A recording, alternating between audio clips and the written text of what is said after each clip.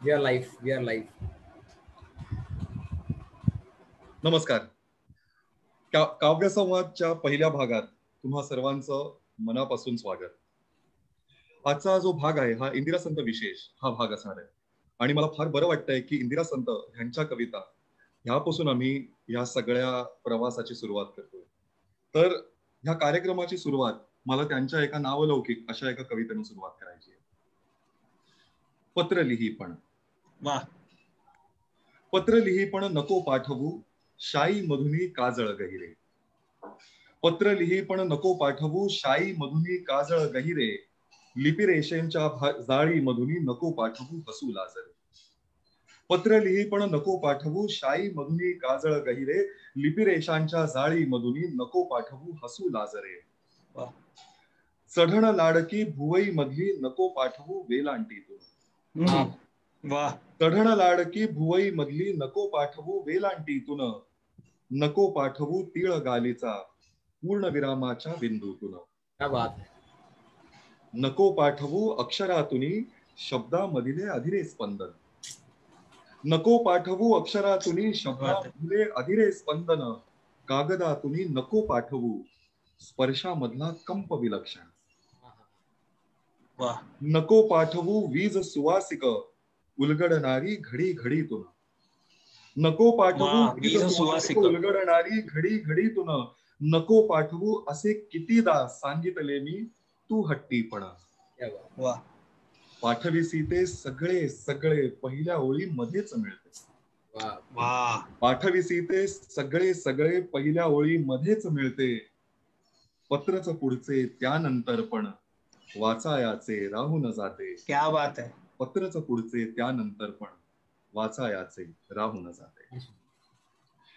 खरं तर जेव्हा तुम्ही समकालीन कवितेविषयी बोलायला सुरुवात करता त्यावेळेला इंदिरा संत हे नाव अगदी लखलखीतपणे आपल्या समोर येतं. आणि याचं कारणही असं आहे की त्यांनी जे जे काही लिहिलेलं आहे आणि ज्या काळात ते लिहिलेलं आहे ते आजही तितकंच समकालीन आहे, आजही तितकंच तग धरणारं आहे आणि आजही तितकंच सशक्त असं आहे. तर आज आम्ही ह्या गोष्टीचा विचार करणार आहोत की त्यांची कविता आणि त्यांचं लेखन आणि त्यांची शैली आणि त्यांचं जे आयुष्य आहे, जे कवितेतून आम्हाला आमच्या समोर आलेलं आहे, ते कुठल्या पद्धतीनं त्या जगल्या आणि त्यांचं साहित्य आजही इतकं अजरामर का आहे. माझ्या बरोबर आज प्रथमेश पाठक आहे, जो नाशिकला राहतो. नाशिकचा फार महत्वाचा असा कवी आहे, फार उमेदीचा असा आवाज आहे. ठाण्याचा गीतेश शिंदे आहे, ठाण्याचा आदित्य दवणे सुद्धा आहे. आणि आमच्या ह्या ज्या काही गप्पा आहेत, हा जो काही संवाद आहे, हा खरं तर एका अर्थाने आम्ही यातून समृद्ध होत गेलो आणि आमच्या लक्षात आलं की फक्त आम्हीच नाही तर काव्यरसिक जे महाराष्ट्रातले जे काव्यरसिक आहेत, महाराष्ट्राबाहेरचे जे काव्यरसिक आहेत, ह्यांनाही आपण आपल्या या गप्पांमध्ये सामील करून घेऊया आणि आपण ह्यांच्यासोबत सुद्धा गप्पा मारूया. नक्कीच या कार्यक्रमानंतर तुमचे काही प्रश्न असतील ते सुद्धा आम्हाला ऐकायला आवडतील. काही गोष्टी अशाही असतील, काही कविताही अशा असतील ज्या आमच्याकडून कदाचित राहून गेल्या असतील. कारण एक गोष्ट समजून घ्या की बाईंच्या 85 वर्षाच्या आयुष्यात 70 वर्ष बाई लिहित होत्या. तर 70 वर्षांचा काव्य प्रवास, 70 वर्षांचा साहित्य प्रवास हा एका तासात किंवा सव्वा तासात उलगडून सांगण्यासारखा नाहीये. तरीही त्यांची जी महत्वाची जी संकेतस्थळं आहेत किंवा ज्या कविता आहेत ज्या कदाचित आपल्याकडून राहून गेल्या असतील, त्या कवितांचा आज आम्ही त्या कवितांची पुन्हा एकदा आज आम्ही उजळणी करणार आहोत.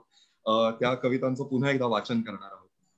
तर ह्या कवितेनं आम्हाला खरं तर सुरुवात करायची होती, पण फक्त त्यांच्या माहीत असलेल्या नावाजलेल्या कविता त्याच वाचणार आहोत असं नाही. बऱ्याच सगळ्या कविता अशा आहेत ज्या आपल्या वाचनातून राहून गेलेल्या आहेत आणि त्या आज आम्ही तुमच्या समोर आणायचा जास्तीत जास्त प्रयत्न करणार आहोत. तर ह्या सेशनची सुरुवात मी प्रथमेश पाठक ह्या कवीने सुरुवात करेन आणि प्रथमेशला इंदिरा संतांमध्ये नेमकं काय दिसलं, काय नेमकी त्याचं ऑब्झर्वेशन होतं, आज आपण त्याच्याविषयी त्याच्याकडून जाणून घेऊ. नमस्कार सगळ्यांना. आणि ह्या कार्यक्रमामध्ये पहिल्या कवयित्री इंदिरा संत आहेत आणि त्यांच्या काही कविता सादर करायच्या आहेत. त्या फक्त वाचायच्या नाहीत. आम्ही ठरवलं की गप्पा मारूयात त्या कवितांच्या निमित्ताने, की ह्या कवितांमध्ये आपल्याला काय सुंदर दिसतं आणि आपल्याला काय भावतं. कदाचित आम्हाला जे भावलं असेल त्याच गोष्टी तुम्हालाही दिसल्या असतील. कदाचित आम्ही तुम्हाला काही नवीन सौंदर्य स्थळ दाखवू शकू त्या कवितेतली, तर ती कविता अजून लाडकी होईल, प्रिय होईल, ती व्यक्ती प्रिय होईल.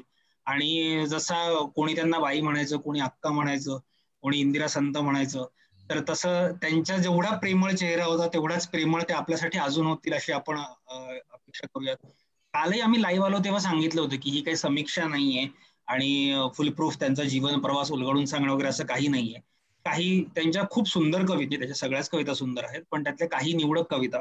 आता जी संकेतनी कविता सादर केली, पत्र लिही पण नको पाठवू, ती बऱ्यापैकी त्यांची प्रसिद्ध कविता आहे आणि त्याच्यातला एक धागा पकडून पुढे त्यांच्या 2 मी छोट्या कविता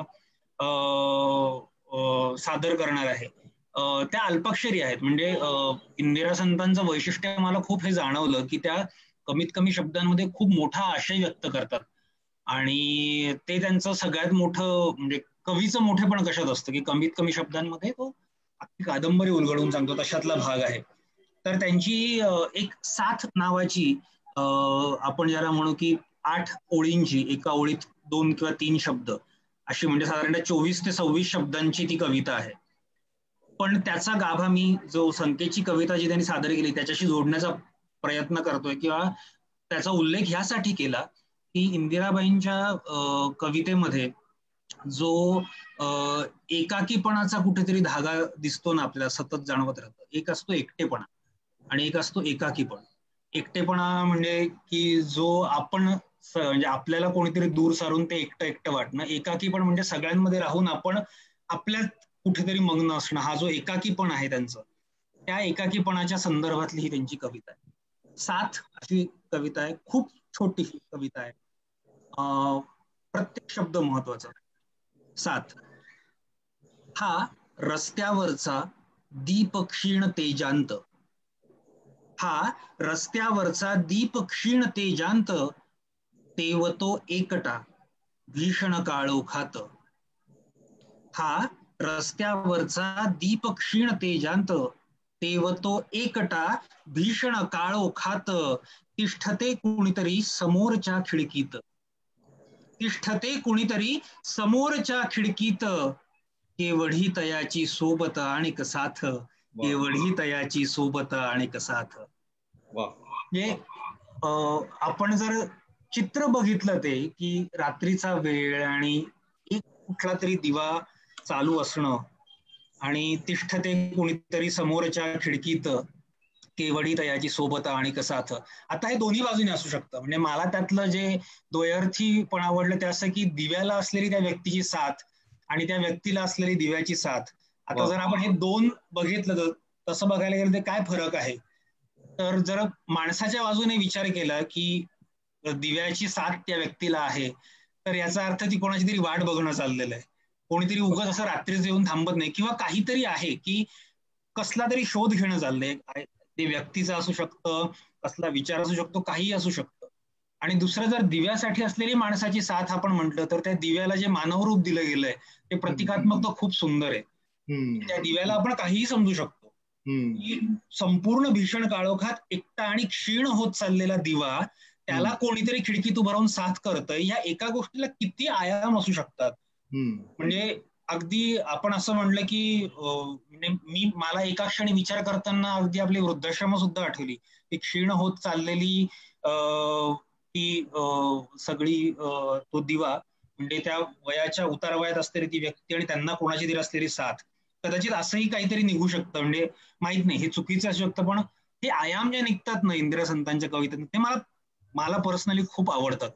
आणि ते म्हणून मला असं वाटतं की त्यांच्या कविता या अशा हिंदी शब्द आहे पण ठीक आहे, फुरसत मध्ये वाचायच्या कविता आहेत. उचलला हा इंदिरा संत वाचू बा चाळू, हा नाही ते असं हे होणार नाही.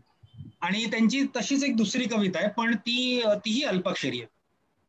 आणि त्याच्याबद्दल संगीत कदाचित म्हणजे त्या कवितेवर येण्याच्या आधी आपल्या तुमच्याही काही कवितांमध्ये कदाचित हा एकाकीपण त्यांचं बऱ्यापैकी डोकावेल, कारण त्यांचं सगळं आयुष्य सुरुवातीचा काळ नंतरचा काळ बऱ्यापैकी त्याच्यात गेला.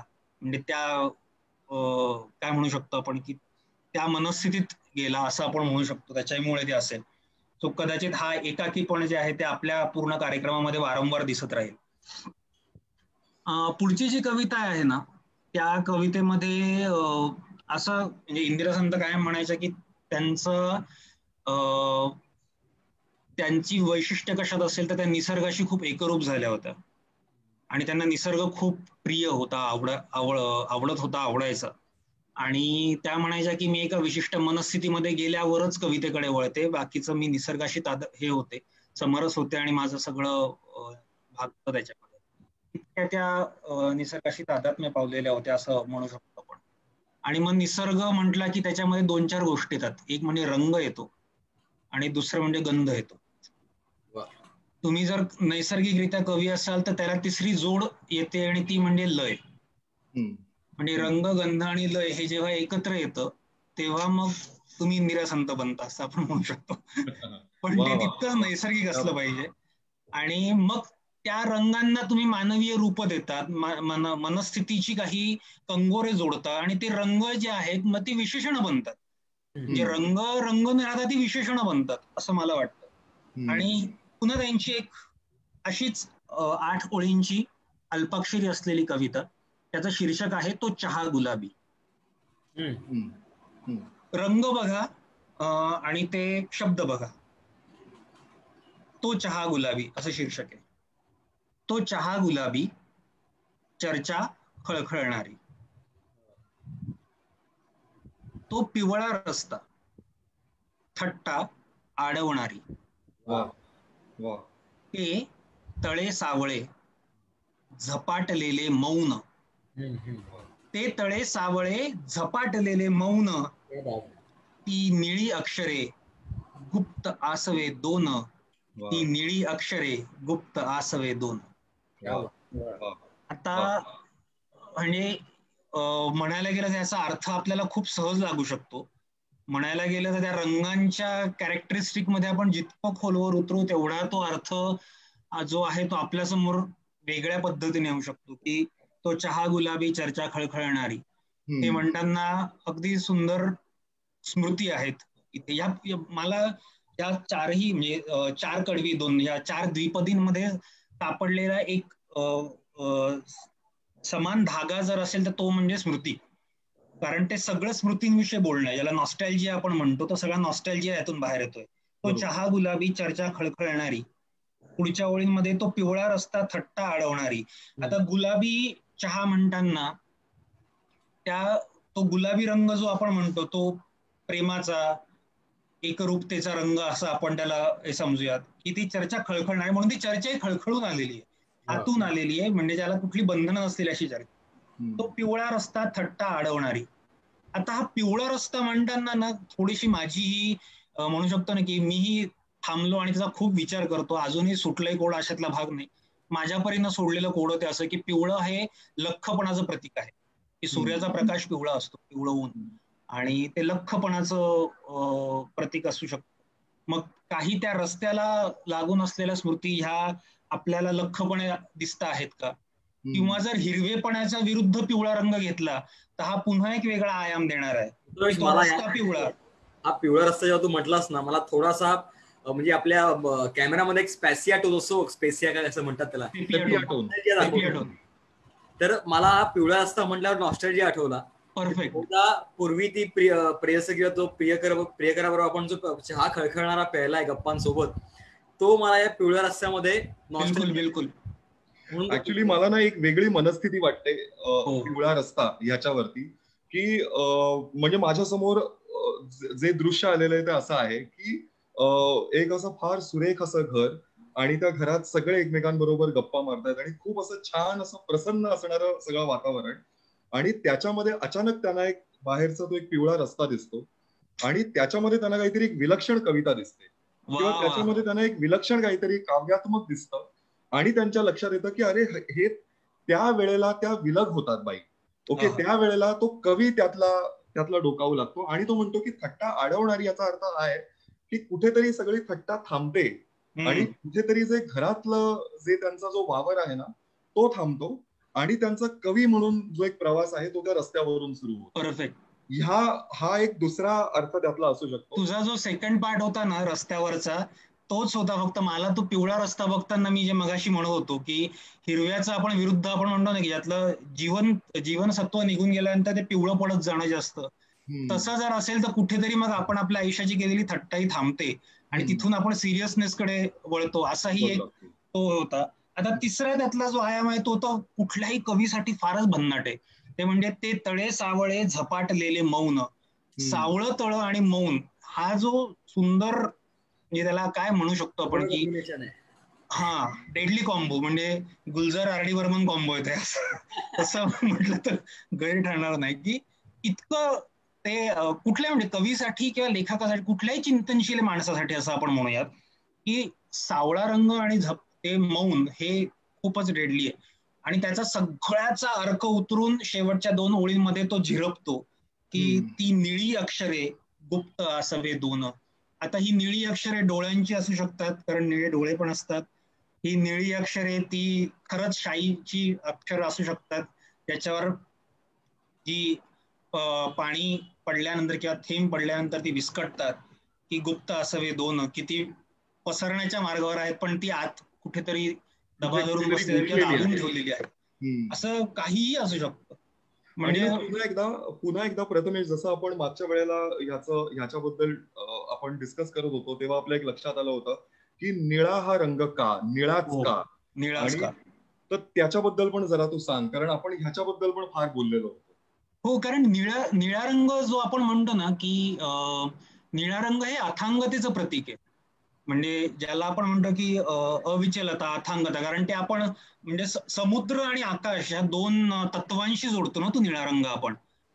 आणि त्याच्यामुळे नकळत त्याला जे ते गहिरेपण निर्माण झालेलं आहे, कारण या दोघांची पोकळी म्हणजे एक त्यांचा अस्ताव्यस्तपणा आणि त्यांची पोकळी, त्यांची एकंदरीत क्षमता याचा आपल्याला मोजमापच नाही.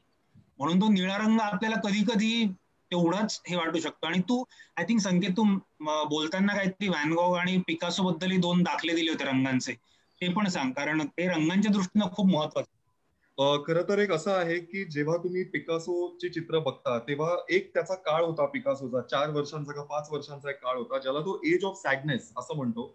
आणि त्या काळात त्याने जितकी सगळी चित्र काढली त्याच्या सगळ्यांवरती जी बॅकग्राऊंड होती ती बॅकग्राऊंड निळ्या रंगाची होती. आणि त्याचं मागचं कारण हे होतं की तो त्या काळामध्ये अत्यंत दुःखातून चालला होता, किंवा असं म्हणा की एका लो पॉइंट मधून चालला होता, पण ते सिम्बलाइज करायला तो निळा रंग वापरायचा. किंवा जर का आपण त्याच्या पुढे गेलो आणि विन्सेंट व्हॅन गॉगची चित्र बघितली तर त्याच्यामध्ये पुन्हा निळा रंग हा वेगळ्या गोष्टीचं प्रतीक आहे. निळा रंग हा दुःखाचं किंवा आर्ततेचं प्रतीक नाही, तर निळा रंग म्हणजे कल्पकतेचं प्रतीक आहे. कारण जर का तुम्ही त्याचं ड्रीम नावाचं एक चित्र बघितलं व्हॅन गोचं, तर त्याच्यामध्ये निळा रंग हा खूप डॉमिनंट असा रंग आहे. इव्हन स्टारी नाईट्स मध्ये पण, किंवा करेक्ट, त्या नाईट्स मध्ये सुद्धा. तर पुन्हा एकदा वेगवेगळ्या पद्धतीनं वेगवेगळ्या लोकांनी त्याला इंटरप्रिट केलेलं आहे. पण माझ्या मते इथे जेव्हा निळा रंग इंदिरा संतबाई वापरतात तेव्हा त्याच्या पाठी एक खूप मोठी दुःखाची लकेर आहे. आणि ती दुःखाची लकेर सतत त्यांच्या सगळ्या या काव्य प्रवासात, साहित्य प्रवासात ती खूप ठळकपणे जाणवते. आणि मलाही म्हणजे त्यांच्या कुठल्याही कविता वाचताना आपण कुठली निवडावी किंवा कुठली म्हणावी, पण ते खूप जाणवतं. पण त्यांचं मोठेपण कशात आहे की तो भावना जरी तीच असली ना तरी त्यात तोचपणा नाहीये. अगदी खरं आहे असं मला वाटतं. पण हरकत नाही, म्हणजे मला या 2 कविता खूप आवडल्या म्हणून मी त्या तुम्हाला सादर केल्या. त्यात तुमचेही नवीन नाही आले. मला रंगांचं खरंच माहिती नव्हतं जोपर्यंत मी संकेतशी बोललो, पण त्याच्यामुळे नवीन आयाम मिळाले. एक मला इथे खूप असं सांगावंसं वाटतं की बरेच जे कवी आहेत ना ते त्यांच्या सुखाशी इमान ठेवतात, पण इंदिरा संतबाईंनी दुःखाशी इमान ठेवलं. क्या बात आहे. तुला माझ्याकडनं एक चहा संकेत. आणि ही खूप महत्वाची गोष्ट आहे की बऱ्याचदा बरेच जे कवी आहेत आणि जितका तो कवी गहिरा होत जातो तितका तो स्वतःच्या दुःखाशी समरस होऊ लागतो. आणि जेव्हा ते होऊ लागतो तेव्हा त्याच्या कवितेत एक अर्थता येते आणि सखोलपणा पण येतो. तर आपण हे सगळ्याच कवींमध्ये बघतो. पण इंदिरा संतांचा हा जो प्रवास आहे, हा प्रवास खरं तर एका छानशा एका लहान गोंडस मुलीचा एका मुलीतून पुढे एका कवयित्रीमध्ये झालेला प्रवास आहे. आणि त्यांचे हे जे टप्पे आहेत हे त्यांच्या कवितेत दिसणारे आहेत. मी सतत दरवेळेला ही एक ओळ सतत सांगतो की नामदेव ढसाळ नेहमी म्हणायचे की कविता म्हणजे कवीचा आत्मचरित्र. तर हे एका अर्थाने हा आत्मचरित्राचा हा एक भाग आहे.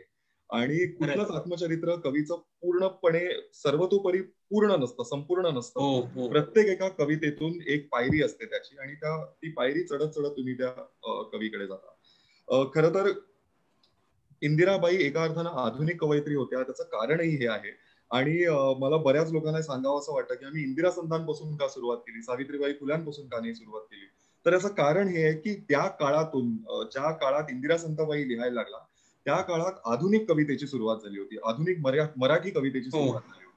तर एकीकडे आपण बघतो त्यांच्या काळामध्ये 1940 मध्ये जेव्हा त्यांनी लिहायला सुरुवात केली, तर एकीकडे सगळे जे जुने कवी होते ते त्यांच्या आधी रविकिरण मंडळी होती पूर्ण, तर हे सगळे निघून जायला लागले होते, काळाआड व्हायला लागले होते. आणि दुसरीकडे बासी मर्ढेकर, पुशी रेगे, मग पुन्हा बाबा बोरकर, अनंत कणेकर, कुसुमाग्रज, हे सगळे लिहिते हात पुढे झालेले होते. या सगळ्यांची पहिली पुस्तकं यायला सुरुवात झालेली होती आणि तिथेच कुठेतरी इंदिराबाई, त्यावेळेलाच म्हणजे त्या म्हणायला गेलं तर तसं बहिणाबाई सुद्धा ह्या त्याच काळात त्यांचं पहिलं पुस्तक आत्रेंच्या मार्फत बाहेर आलेलं होतं. पण म्हणजे त्यावेळेला ठसठशीतपणे असं पण म्हणू शकतो की या प्रभाव जो होता सगळ्या स्त्री कवयित्रींवर तो त्याच पद्धतीचा होता, म्हणून ती आपल्याला त्यांचा तो समानता निश्चित जाणवेल की ते छंद, ओव्या, हे सगळं. जसं आपण आज म्हणतो ना की आपल्याकडे स्कूल ऑफ थॉट असे आहेत, तर त्यावेळेला सुद्धा स्कूल ऑफ थॉट असे होते. तर जर का तुम्ही त्यांचा पहिला कविता संग्रह जर का वाचला, सहवास नावाचा, त्यातल्या जर का कविता वाचल्या तर त्या अभंगाच्या फॉर्मॅटमध्ये लिहिल्या आहेत, पण अभंगासारख्या नाही लिहिल्या. ओके, कारण त्यांच्यावरती रविकिरण मंडळाचा खूप मोठा प्रभाव होता. आणि पुन्हा नंतर त्यांच्या फॉर्मॅटमध्ये बदल झाला, पुन्हा नंतर त्यांच्या कवितेच्या लिखाणामध्ये बदल झाला. तर हा बदल खूप महत्वाचा होता. अशा आणि अजून खूप गप्पा आपण मारणार आहोत. खरं तर एकदा तुम्ही कुठल्याही माणसाचा जीवन प्रवास आणि साहित्य प्रवास जेव्हा उलगडायला लागता, तेव्हा तुमच्या लक्षात येतं की कुठे ना कुठेतरी त्याच्या घराची एक खिडकी तुम्ही उघडता आणि त्या खिडकीतून तुम्ही त्या माणसाला बघायला लागता.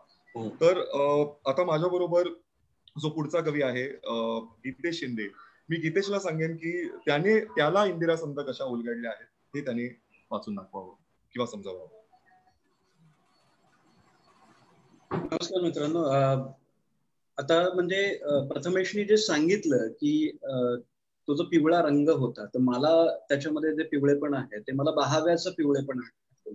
कारण जो रस्ता असतो तो पिवळा कधी होऊन जातो, तर जेव्हा ऊन असतं, म्हणजे जेव्हा ग्रीष्म ऋतू असतो आणि त्याच्यामध्ये जो बहावा बहरतो, मला ते पिवळेपण जाणवलं. आणि प्रथमेश जसं सांगत होता की त्यांच्या कवितेमध्ये एकाकीपणाची किंवा एकटेपणाची एक भावना येते आणि पूर्ण कार्यक्रमभर ती येत राहील. त्याच्या मागे त्याचं कारण एक आहे. संकेत म्हणाला त्यांचा पहिला कविता संग्रह सहवास असा होता, आणि त्यांचे पती नारायण संत हे सुद्धा कवी होते, आणि त्यांच्या सोबत त्या दोघांचा हा पहिला कविता संग्रह होता. म्हणजे दोघांच्याही कविता त्या कविता संग्रहामध्ये होता. 1940 साली तो कविता संग्रह प्रकाशित झाला होता आणि 1946 मध्ये त्यांच्या पतीचं म्हणजे नारायण संतांचं निधन झालेलं आहे. आणि मग म्हणून ती विरहाची एक भावना, ती एक प्रेमाची हुरहुर, ते कुठेतरी म्हणजे मी पत्र पाठवते पण ते पोचेल कसं, हे जे ते कुठेतरी दिसतंय ना, त्या दोन जागांमधली असते बिटवीन द लाईन्स ज्याला आपण म्हणतो, ते इंदिरा संतांमध्ये नेहमी डोकावतं. त्याच्या मागे जर आपण थोडासा अभ्यास केला, आपलं डोकावून पाहिलं, तर आपल्याला ही जाणीव होते. आणि जसं म्हटलं की 70 वर्षांचा काळ आहे, तर तो काळ हा प्रचंड मोठा कॅनव्हास आहे त्याचा, ज्यामध्ये त्यांनी तो उलगडलेला आहे. आणि विविध प्रकारच्या कविता त्यांनी लिहिल्या. म्हणजे त्याच्यामध्ये नादमयता, लयबद्धता ही त्या काळातली समकालीन गोष्ट होतीच, पण पुढे जाऊन त्यांचा प्रवास हा मुक्तछंदाकडे पण वळलेला दिसतो आहे. म्हणजे अष्टाक्षरी छंद असेल किंवा बाकी लयबद्ध कविता तर त्यांनी उत्कृष्टपणे हाताळलेल्याच आहेत. आपण जेव्हा इंदिराबाईंच्या कवितांचा अभ्यास करतो किंवा वाचतो, त्या काही कविता आपल्याला नको नको रे पावसा ही आपल्या म्हणजे पाठ्यपुस्तकातच असलेली प्रिय अशी कविता होती. तशीच एक कविता मला प्रचंड आवडते, कारण त्याला कुठेतरी पुराणातले संदर्भ आहेत, आपल्या मायथॉलॉजीचे संदर्भ आहेत, आणि ती कविता मला तुमच्या समोर ठेवावीशी वाटते. आणि त्यामधनं बघा, म्हणजे की ही बाई फक्त तुमच्या आमच्या सामान्यांच्या प्रेमाचा विचार करत नाहीये, किंवा त्याच्यामध्ये जी भक्ती आहे ती तुमच्या आमच्या प्रेमामधली नाहीये, तर ती डिवाइन सुद्धा आहे, ती दैवी सुद्धा आहे. तर अशा प्रकारची जी कविता आहे ती तुमच्या समोर सादर करावीशी वाटते. कवितेचं शीर्षक आहे कुब्जा. ही त्यांची खूप गाजलेली कविता आहे, पण तरी सुद्धा मला ती सादर करावीशी वाटते. बऱ्याच जणांना कुब्जा या कवितेचा अर्थ विस्कटून सांगता येत नाही, त्याला म्हणजे त्याचे जे कंगोरे आहेत ते शोधता येत नाहीत. तर कुब्जा ही कंसाची दासी होती आणि तिचं नाव कुब्जा का? कारण ती जन्मताच अष्टवक्री होती. अष्टवक्री असणं म्हणजे काय? तिला 8 ठिकाणी शरीरामध्ये कुबड होतं, पोक होतं, ज्याला आपण म्हणू शकतो सर्वसाधारणपणे पोक होतं किंवा कुबड होतं. आणि अशी दासी, तुम्हाला तर माहिती आहे कृष्ण जन्माची कथा तर माहिती आहे, म्हणजे की त्याने कसा प्रवास केला आपल्या लाईफ स्पॅन मध्ये, आणि कृष्ण आपल्यासाठी म्हणजे किती महत्वाचा आहे आपल्या मायथॉलॉजीमध्ये किंवा आपल्या जगण्यामध्ये म्हणा. तर ही जी दासी होती, म्हणजे जरी ती कंसाची दासी असली तरी तिचं निस्सीम प्रेम, तिची निस्सीम भक्ती ही कृष्णावरती होती. आणि जेव्हा कंसवधासाठी कृष्ण कंसाच्या नगरीत येतो तेव्हा त्याच्या एका स्पर्शाने तिचं जे कुबड आहे, म्हणजे तो शाप होता, तो शाप नष्ट झालेला आहे. पण ही कविता त्याच्याबद्दल नाही आहे. म्हणजे कृष्णाची भक्ती अनेकांनी केली, मग ती राधा असो, रुक्मिणी असो, सत्यभामा असो, मीरा असो, म्हणजे अनेक पिढ्यानपिढ्या आत्ताही म्हणजे सुरू आहे. म्हणजे की जेव्हा जन्माष्टमी येते तेव्हा कृष्णावरच्या कविता आपण वाचतच असतो. किंवा आजच्या पिढीने इंदिरा संतांची कृष्णावरची कविता मूळ काय आहे हे वाचलं पाहिजे, हे तपासलं पाहिजे असं मला नेहमी वाटतं. आणि त्याबद्दल ही लयबद्धता जी आहे ती समजली पाहिजे. तर त्या कवितेमध्ये असं आहे की हे जे कृष्ण माझा आहे, ते जे ममत्व आहे तिचं, की कृष्ण राधेचा नाही, कृष्ण गोपिकांचाही नाही, तो कृष्ण माझा आहे. म्हणजे वैयक्तिक अर्थ त्याला दडलेले आहेत. कविता अशी आहे, अजून नाही जागी राधा, अजून नाही जागी गोकुळ, अजून नाही जागी राधा, अजून नाही जागे गोकुळ, अशा अवेळी पैल तीरावर आज घुमे का पावा मंजुळ. वा वा. अजून नाही जागी राधा, अजून नाही जागे गोकुळ, अशा अवेळी पैल तीरावर आज घुमे का पावा मंजुळ. आवडी केळी बघा ती वेळ कसली आहे. मावळतीवरी चंद्र केशरी पहाटवा वरी भणभण, अर्ध्या पाण्यामध्ये उभी ती आपुल तन्मन. आणि शेवटचं कडवं त्याचं, विश्वच अवघे ओठा लावून कुब्जा प्याली तो मुरली रव. क्या बात आहे. विश्वच अवघे ओठा लावून कुब्जा प्याली तो मुरली रव, डोळ्यामधुनी थेंब सुखाचे, हे माझ्यास्तव, हे माझ्यास्तव, हे माझ्यास्तव, हे माझ्यास्तव. म्हणजे ह्यातलं जे वर्णन आहे, म्हणजे की मावळतीवरही चंद्र केशरी, ती वेळ कुठली होती जेव्हा चंद्र मावळतो आहे आणि पहाटेचा भणाण वारा सुटलेला आहे. अशी जी आपण म्हणतो ना की सकाळची पहाटेची कोवळी जी वेळ आहे, त्याच्यामध्ये ही कुब्जा त्याची वाट पाहते, म्हणजे कधी येईल तो, अशा प्रकारचं ते तिचं हे आहे. आणि त्याचे स्वर कुठेही सांडू नयेत, कुठेही दूर, म्हणजे असे हे म्हणजे म्हणतात ना की ते वाया जाऊ नये यासाठी तो मुरलीरवच तो ओठाला लावून कुब्जा प्यालेली आहे. इतकी मोठी कल्पना बाईंनी याच्यामध्ये केलेली आहे की हे जे स्वर आहेत ते ना राधेसाठी आहेत ना गोकुळासाठी आहेत, ते फक्त माझ्यास्तव आहे, ते माझ्यासाठी आहे. आणि तो कृष्ण कधी ना कधीतरी येणार आहे मला भेटायला. इतकी निस्सीम भक्ती कृष्णावरची या कवितेमधनं मला दिसते. फक्त 12 ओळी आहेत या कवितेमध्ये. म्हणजे पुन्हा एकदा बघा की या कवितेचा पैस जो आहे की इथे पुन्हा डिवाइन गोष्टीशी निगडीत आहे आणि पुन्हा विरह भाव पण आहे.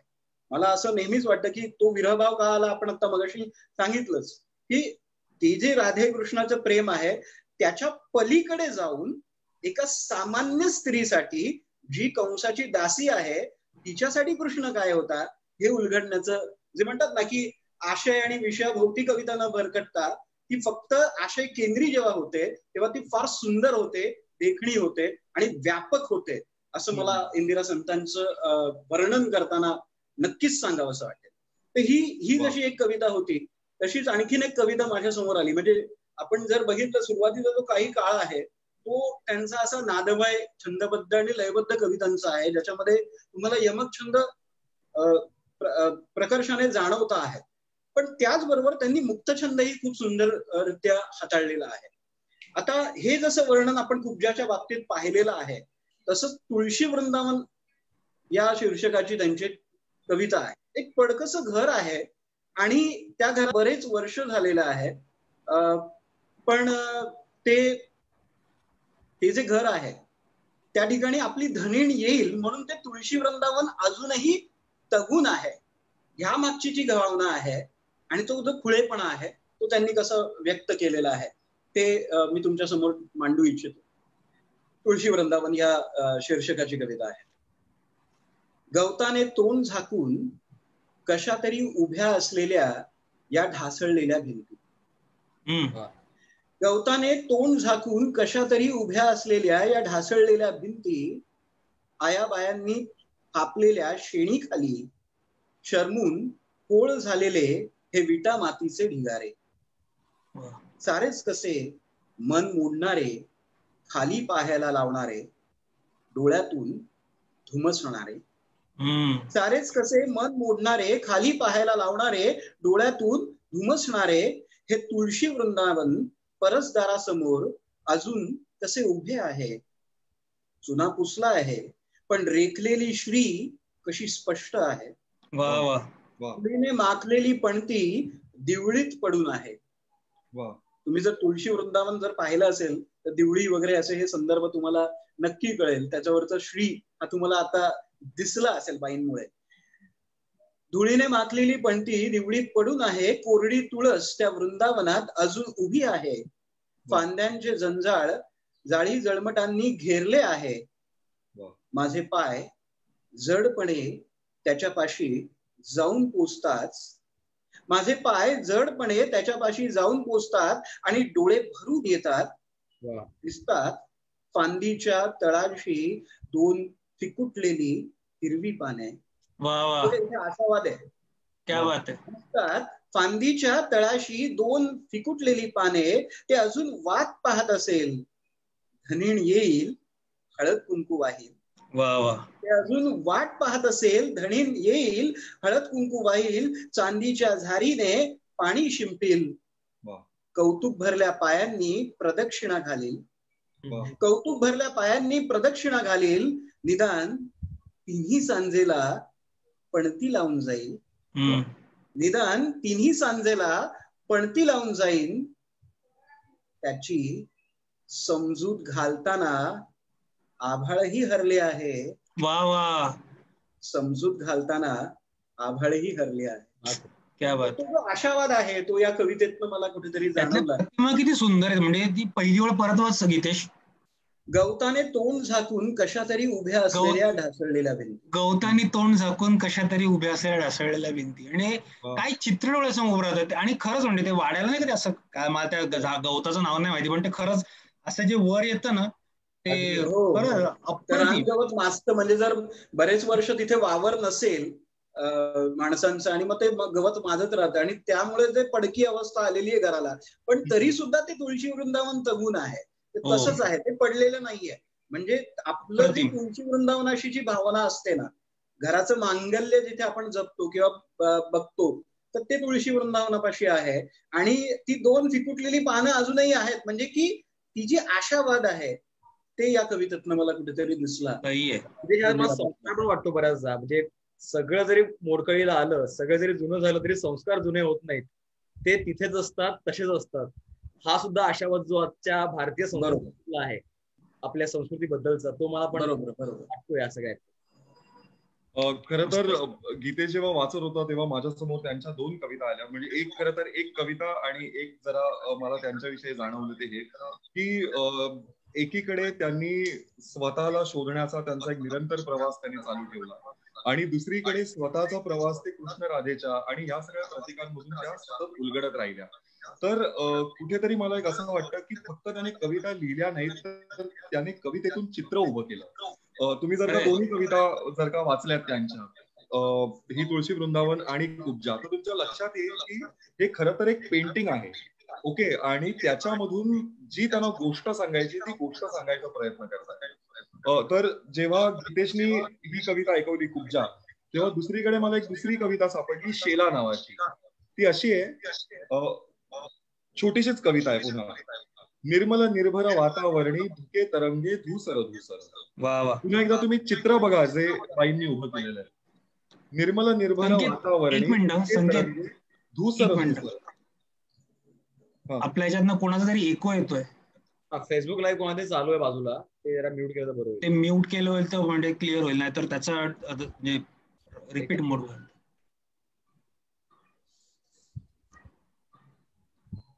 संगीत आता ऐकू येत आहे? हो, आता क्लिअर आहे. ओके. निर्मल निर्भर वातावरणी धुके तरंगे धूसर धूसर झगमगते अन नक्षी त्यावर सोनेरी किरणांची सुंदर. वा वा. थंड गुलाबी कार्तिकातला हवा हवासा स्पर्श तयाचा. आता पुन्हा तुमच्या लक्षात येतं की जी स्पर्शाची जी जाणीव आहे, जे नाही आहे त्याची पुन्हा एकदा आपल्याला जाणीव होते. थंड गुलाबी कार्तिकातला हवा हवासा स्पर्श तयाचा सुगंध त्याला नाजूक मादक नव्या उमलत्या बूच फुलांचा. चारुदत्त हा कोण कोठुनी अंगावरला फेकीत शेला. चारुदत्त हा कोण कोठुनी अंगावरला फेकीत शेला. वसंत सेना वसुंधरेने झेलून तो हृदयाशी धरला. वसंत सेना वसुंधरेने झेलून तो हृदयाशी धरला. आता पुन्हा तुमच्या लक्षात आलं असेल की ह्या कुठल्याच कविता फक्त लेखनीय आहेत आणि फक्त कविता आणि त्या फक्त शब्दांचं रूप, शब्दरूप एवढंच नाहीये, तर त्या शब्दरूपातून त्याने कुठेतरी एक चित्र तयार करायचा प्रयत्न केलेला आहे. कुठेतरी एक कविता देखणीय आहेत असं आपण म्हणू शकतो. मला ना बऱ्याचदा असं वाटतं की जे सगळे जे महत्वाचे जे कवी होते ना, ते फक्त कवी असे नव्हते, तर ते काव्यात्मक पटकथाकार असे सुद्धा होते. कारण त्यांच्यामधून एक दृश्य आपल्या समोर यायचं, एक कथा घडायची आणि एक कथानक आपल्या समोर यायचं. स्टोरी टेलिंग होतं त्यांच्या. आणि इंदिराबाईंच्या कवितेतनं खूप जास्त ते आपल्याला जाणवतं की गोष्ट सांगत राहतात त्या. म्हणजे आता ती तुळशीची कविता जरी बघितली तरी त्याच्यानंतर ती छोटी कवितातली साथ नावाची त्याच्यातही चित्र उभं केलंय कादंबरी स्वरूप आणि त्याला एक प्रॉपर म्हणजे ते म्हणतात ना की हे केलंय. शेला कविता असेल किंवा कुब्जाची असेल, सगळ्या ह्याच्यामध्ये आपल्याला दिसेल की ते ना असं एक कथा आहे जी घडतीये आणि ती तुम्हाला सांगतायत. आणि त्यांच्याबद्दल वाचण्यात असं आलं होतं की त्या सुरुवातीला म्हणजे लहान असताना त्यांची गोष्टींची वही होती, त्यात त्यांच्या कथा लिहायच्या. सुरुवात त्यांची तिथून झाली होती आणि नंतर मग वडील गेल्यानंतर जेव्हा त्या काकांकडे गेल्या तेव्हा त्यांनी वही लपवून ठेवायची, कारण काका त्यांचे बऱ्यापैकी हे होते. मला इथे तुला सांगावंसं वाटतं की त्या कवयित्रीच होत्याच, पण त्यासोबत त्याच कथाकार सुद्धा होत्या. कथाकार पण होत्या निश्चित. त्यांनी बालसाहित्य तेवढंच सुंदर लिहिलं. ही बालसाहित्यामधनच झालेली आहे. बालसाहित्य होत्या, त्यामुळे तो कथेचं जे अंग आहे ना, अगदी अगदी. आणि मला खूप बरं वाटलं की इंदिराबाई आपल्या सगळ्यांना लहान मूल समजून कविता लिहित होत्या. त्यांनी उगाच आपल्याला कोणीतरी मोठं समजून लिहिलं असतं तर काय झालं असतं. खरंय खरंय खरंय. पण आता ह्याच्या पुढे मी आदित्यकडे वळणार आहे. आदित्यला काही एक त्यांच्या कविता सापडलेल्या आहेत. पुन्हा हा जो प्रवास आहे हा त्यांच्या नावाजलेल्या कविता एवढंच नाही, तर त्यांनी आपल्यासाठी काय अजून लिहून ठेवलेलं आहे आणि जे आपल्या अखत्यारीत अजूनपर्यंत आलेलं नाही, तर त्याचा आम्ही कुठेतरी शोधही घ्यायचा प्रयत्न केलेला आहे. तर आदित्य, तू तुला एक 2 का 3 कविता सापडलेल्या होत्या, तर जरा तू सुद्धा त्यांच्याविषयी सांग. नक्कीच संकेत, आपण सगळे चर्चा करतोय आणि कोणी म्हणते की नक्कीच त्या कवयित्री होत्या, 100% होत्या, कथाकार होत्या, बालक साहित्यिक होत्या, सगळ्या गोष्टी होत्या. परंतु मला इंदिराबाई जेव्हा मी त्यांच्या एकंदर व्यक्तित्वाकडे बघतो, त्यांच्या कवितांकडे बघतो आणि मी याच्यात म्हणणार त्याच्या पाठीमागे एक छोटंसं कारण असं आहे की बेळगावला कार्यक्रमाला गेलेलो असताना त्यांच्या घरी जाण्याचा मला योग आला आणि त्यांच्या सुनबाई त्या ठिकाणी होत्या आणि इंदिराबाईंच्या खोलीला जाऊन त्यांना त्या खोलीला मी स्पर्श केला आणि आशीर्वाद घेतला मी त्या ठिकाणी. आणि मला तुम्ही जे कवयित्री आणि बालसाहित्यिक आणि या साहित्यिक प्रकारात आपण त्यांना बांधतोय, 100% वादातीत आहे सगळं, परंतु या सगळ्याच्या पलीकडे जाऊन इंदिराबाई एक गृहिणी होत्या आणि त्यांचं हे जे गृहिणी असणं आहे ना, ते मला पदोपदी जाणवतं. आपण काल गप्पा मारत होतो संकेत, प्रथमेश आणि गीतेश, तेव्हा तुम्हाला मी म्हटलं की जे बऱ्याचदा कवी जो असतो ना तो पुरुष स्त्री अगदी थर्ड जेंडर अशा कुठल्याही प्रकारच्या जेंडर मध्ये तो लिहू शकतो. परंतु जेव्हा जेव्हा मी इंदिराबाईंच्या कविता वाचत आलोय तेव्हा तेव्हा मला पूर्ण स्त्री दिसत आली आहे. फक्त जेव्हा एखादा पुरुष ती कविता वाचतो, म्हणजे आपण जर का ती कविता वाचत असू तर आपण कोणाला बघतोय, म्हणजे आपण आईला बघतोय, आपण आपल्या मुलीला बघतोय, आपण आपल्या आजीला बघतोय, आपल्या प्रेयसीला बघतोय, की आपल्या अशा एखाद्या नातलग स्त्रीला बघतोय, हे आपण ठरवायचं असतं. आणि त्याची ती कविता होत जाते. असा अगदी वैयक्तिक अनुभव आहे त्यांच्या कवितेबद्दलचा.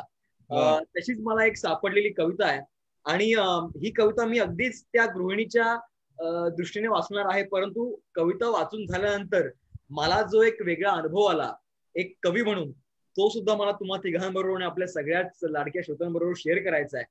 त्या कवितेचे शीर्षक आहे कुणी ठेविले भरून. कविता अशी आहे, कुणी ठेविले भरून शब्दा शब्दांचे रांजण, कुणी ठेविले भरून शब्दा शब्दांचे रांजण, छंद लागला बाळाला घेतो एक एक त्यातून. काही सुबक संगीत काही पेलती मुळीनं, काही सुबक संगीत काही पेलती मुळीनं, काही जोडतो तोडतो पाहतोही वाकवून.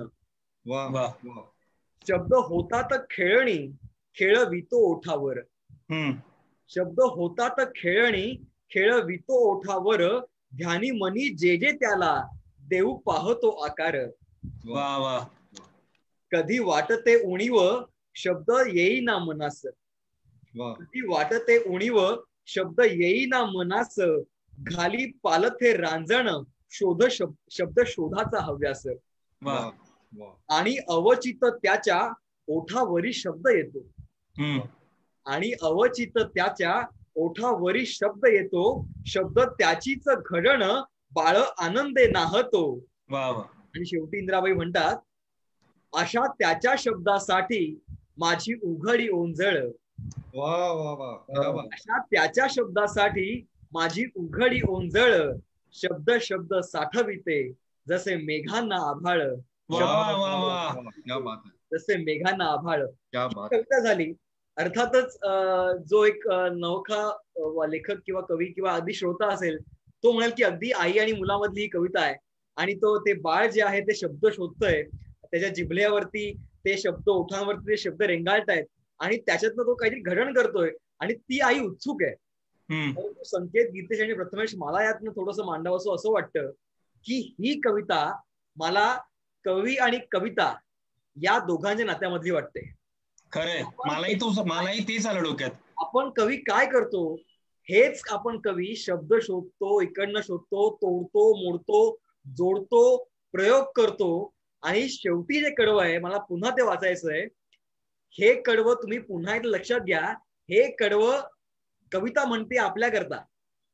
हे कडवं कविता नावाची आई, कविता नावाची माता, कविता नावाची आपली जननी आपल्याकरता म्हणतीये. ते कडवं असं आहे, अशा त्याच्या शब्दासाठी माझी उघडी ओंजळ, अशा त्याच्या शब्दासाठी माझी उघडी ओंजळ, शब्द शब्द साठविते जसे मेघांना आभाळ. जसे ही आई आहे, या इंदिराबाई आहेत, या गृहिणी आहेत. मला इथे ना खरं तर हे सांगावंसं वाटतं की एकीकडे आपण मराठी साहित्य समृद्ध काय आणि हे सगळं आपण बोलत असतो, पण मला एक जाणवलंय की जसं एक इंग्लिश लेखिका होती जेन ऑस्टेन नावाची, जिने खरं तर जिच्या सगळ्या कादंबऱ्या घरातल्या लोकांविषयी होत्या. म्हणजे तिचं प्राईड अँड प्रेजुडाईज घेतलं किंवा एमा नावाची कादंबरी घेतली किंवा मॅनस्फील्ड पार्क नावाची कादंबरी घेतली, तर सगळे जे तिचे जे पात्र होते आणि सगळं जे कथानक होतं ते एका घराभोवती असायचं. याचं कारण हे होतं की त्या जेन ऑस्टेन ही जी लेखिका होती कधीच घराबाहेर जास्त पडली नाही आणि म्हणून तिचं विश्व, तिचं कथा विश्व आणि साहित्य विश्व तिच्या घरातलं होतं. आणि मला तसंच कुठेतरी इंदिरा संत बाईंविषयी सुद्धा वाटतं की घरातल्या घरात तिला डिव्हिनिटी जाणवली, घरातल्या घरात त्यांना एक समर्पकपण जाणवलं, घरातल्या घरात त्यांना कविता जाणवली. आणि ह्या ज्या सगळ्या गोष्टी, जसं आदित्यने फार समरस होऊन सांगितलं की खूप सुंदर, ह्याच्यामध्ये त्याला कवितेचं आईपण, कवितेतलं मातृत्व जाणवणं किंवा एका आईला कवितेतलं मातृत्व जाणवणं ही खूप मोठी गोष्ट आहे. आणि ती गोष्ट त्यांना सतत त्यांचा हात लागत होता, त्यांचा स्पर्श होत होता या गोष्टीला, आणि म्हणून त्या इतक्या सुदृढ सकस अशा कविता लिहित होत्या. तर आदित्य, फारच सुंदर सगळं याचं एक्सप्लेनेशन तू दिलंस. तुला काहीतरी मध्ये बोलायचं होतं प्रथमेश? नाही, मी त्याच हे करत होतो की ते जे घर आणि याच्या संदर्भातलं इंदिराबाईंचं आहे. मला त्यांचं ते गाणं आठवलं, दारा बांधता तोरण घर नाचले नाचले, आज येणार अंगणी सोनं चाफ्याची पाऊले. त्यातही पुन्हा तेच सगळं म्हणजे घरातलंच वर्णन आहे की काहीतरी आनंदी बातमी येते अशा अर्थानं. आणि ती गृहिणीच की ते सगळं घर सजवणं, मांगल्याचं, त्यातल्या काही प्रतिमा खूप सुंदर आहेत, म्हणून मला त्या एकदम आठवल्या. जसं त्यांनी मेघांचा आणि आभाळाचा संदर्भ दिला की त्यात सगळं भरून असतं आणि मग ते रिकाम होतं, रिक्त होतं. आणि ते जे त्या आईला जे वाटतं ते त्या दारा बांधलं तोरण, ते गाणं बहुतेक जणांनी ऐकलं असेल. त्यातल्या 2 ओळी खूप सुंदर ज्या मला आवडतात की भिंती रंगल्या स्वप्नांनी झाल्या गजांच्या कर्दळी. भिंती रंगल्या स्वप्नांनी झाल्या गजांच्या कर्दळी, दार नटून उभेच नाही मिटायची बोली. मला ते खूप वाटलं की त्यांनी जे ते मांडलेलं आहे की झाल्या गजांच्या कर्दळी, म्हणजे हे जे होतं ते सुंदर आहे. आणि म्हणून ते रांजण, तो मेघ आणि आभाळ बघताना ना मला ते असं खूप कोरिलेट झालं त्या गोष्टी. आणि नंतर तू दिला जेन ऑस्टिनचा संदर्भ, तोही चपकन. संकेत, तू कुठली कविता सादर करतोयस? म्हणजे त्या 2 केल्या, त्याच्या व्यतिरिक्त तुला आवडलेली एखादी कविता असं? ही मी आता जी कविता वाचणार आहे ती अधांतरीच्या निळ्या तळ्यातून अशी एक त्यांची कविता आहे.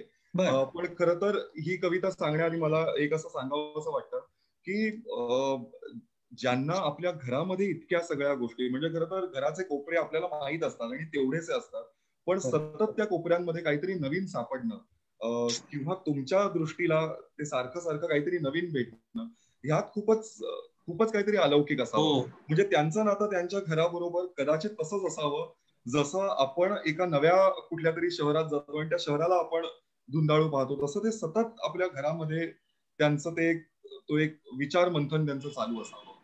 आता ही जी कविता आहे ही पुन्हा आजोबा याविषयी लिहिलेली कविता आहे. आणि पुन्हा तुमच्या लक्षात येईल की त्याच्यामध्ये सुद्धा त्यांना कितीतरी डिव्हिनिटी सापडते आणि पुन्हा इतकं तरल आणि इतकं सटल सगळं लिहिलेलं आहे.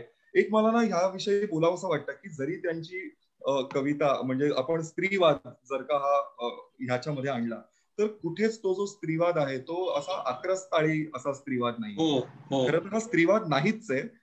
हा खरं तर मला सहवासवाद असं कुठेतरी वाटतं. आणि या सहवासवादातून आलेल्या ह्या सगळ्या कविता मला तर हे वादाच्या पलीकडे वाटतात. म्हणजे हा स्त्रीवाद वगैरे आत्ताच हे सगळे शब्द येत आहेत, फेमिनिझम वगैरे, पण हे समर्पण असतं ना स्त्रीचं, त्या तिकडे वाद येत नाही, तिकडे सगळंच.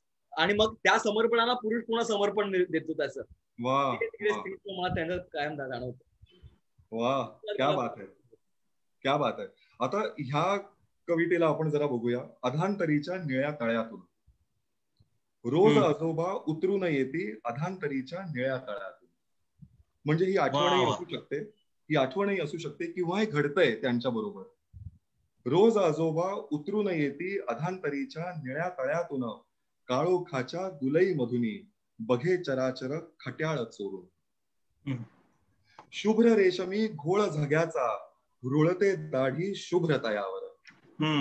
शुभ्र रेशमी घोळ झग्याचा रुळते दाढी शुभ्र तयावर, मुठीत झुलते पीस पांढरे खांद्यावरती शुभ्र कबूतर. चकचकल्या अभ्रकी खडावा उठली गवते उठले पाणी. चकचकल्या अभ्रकी खडावा उठली गवते उठले पाणी, उठले खिदळत तरुवर पक्षी पीस फिरविता आजोबांनी. माळाच्या शिरी भुरके जावळ त्यातून त्यांची बोटे फिरती. माळाच्या शिरी भुरके जावळ त्यातून त्यांची बोटे फिरती, उभ्या दूर जरी निळ्या टेकड्या जाऊन त्यांची हनुवट धरती. क्या बात आहे. रान फुलांचे कौलारांचे चुंबन घेती हळूच वाकून. रान फुलांचे कौलारांचे चुंबन घेती हळूच वाकून, अनवाऱ्याच्या मागे घेती शुभ्र कबूतर मजेत सोडून. लाटांच्या फेरात लागुनी थैथय नाचती पाण्यावरती. लाटांच्या फेरात लागुनी थैथय नाचती पाण्यावरती. भुऱ्या सावळ्या लाघट छाया घोळ झग्याचा धरून फिरती. घोळ झग्याचा धरून फिरती. आणि शेवटी असं आहे, अवचित जाती निघून आजोबा. अवचित जाती निघून आजोबा नादी लावून असे चराचर. अवचित जाती निघून आजोबा. अवचित जाती निघून आजोबा नादी लावून असे चराचर. जाताना परी जाती ठेवून बाळ मुठींच्या खुणा झग्यावर. जाताना जाती घेऊन बाळ मुठींच्या खुण्या जगावर. तर आता हे माझ्यासाठी खरं तर निसर्गाचं वर्णन आहे. आणि मला असं कुठेतरी वाटतं की त्या कदाचित एका टेकडावरती किंवा टेकडीवरती उभ्या असतील आणि एकट्याच असतील, आणि कदाचित हा जो त्यांचा संवाद आहे एका ढगाशी झालेला संवाद आहे, आणि त्या ढगाची अख्खी जर्नी आहे ती त्यांनी सांगितलेली आहे. फक्त मला यात गंमत अशी वाटते की ढग हा इतका जुना ढग आहे, इतका ओळखीचा ढग आहे की तो आजोबा आहे. आता पुन्हा इथे कुठेतरी त्यांचं एक आधुनिक कवित्व आपल्याला डोकावतं. बरं, हे जे आधुनिक कवित्व आहे ना, हा काय स्टँड घेतलेला कवित्व नाहीये किंवा आतापासून मी जे लिहीन ते आधुनिक आहे असं नाही. पण जे सुचलेलं आहे किंवा जी प्रतिकात्मकता आहे सगळ्या कवितेवरती पसरलेली, ती सगळी आधुनिक आहे. ढगाला आजोबा म्हणणं म्हणजे ही किती सुंदर गोष्ट आहे की तो ढग तेवढा पुरता येतो आणि तो काहीतरी आपल्याला कविता आपल्या हातावरती ठेवतो आणि आपलं जे बालपण आहे ते मुठीत घेऊन परत निघून जातो. ते मला आणि त्यांचं सर्वात छान काय वाटलं, कुठल्याही आजोबांचा एक गुणधर्म असतो तो असा की ते भरभरून आपल्या नातवंडांना देतात आणि जाताना त्यांची काहीतरी इनटँजिबल अशी गोष्ट असते जी ते स्वतःकडे घेऊन जातात. नातवंडांना माहिती नसतं की हे आजोबांनी आपल्याकडनं घेतलेलं आहे आणि ते त्या आजोबाचं संचित असतं. आणि तसंच इथे पण इंदिराबाईंनी केलेलं आहे की म्हणजे आपण जर आठवलं की आपली आजी आपल्याला काही 4 पैशाचा खाऊ द्यायची आणि आपण ते खूप आनंदाने घ्यायचो वगैरे, पण तिला आपल्याकडनं काय मिळत असेल याचा जर आपण विचार केला तर ती कुठली तरी एक इनटँजिबल गोष्ट होती ज्याच्यामुळे ती पुढच्या 10 वेळेला आपल्यासाठी तो खाऊ आणत असेल. हे जे होतं ना ते खूप सुंदर आहे आणि ते निसर्गाच्या बाबतीत पण आहे. म्हणजे निसर्ग तसं म्हणायला गेलं तर हा आपल्याला देतच असतो फक्त आणि आपण ओरबाडतच असतो, हे तितकंच खरं आहे.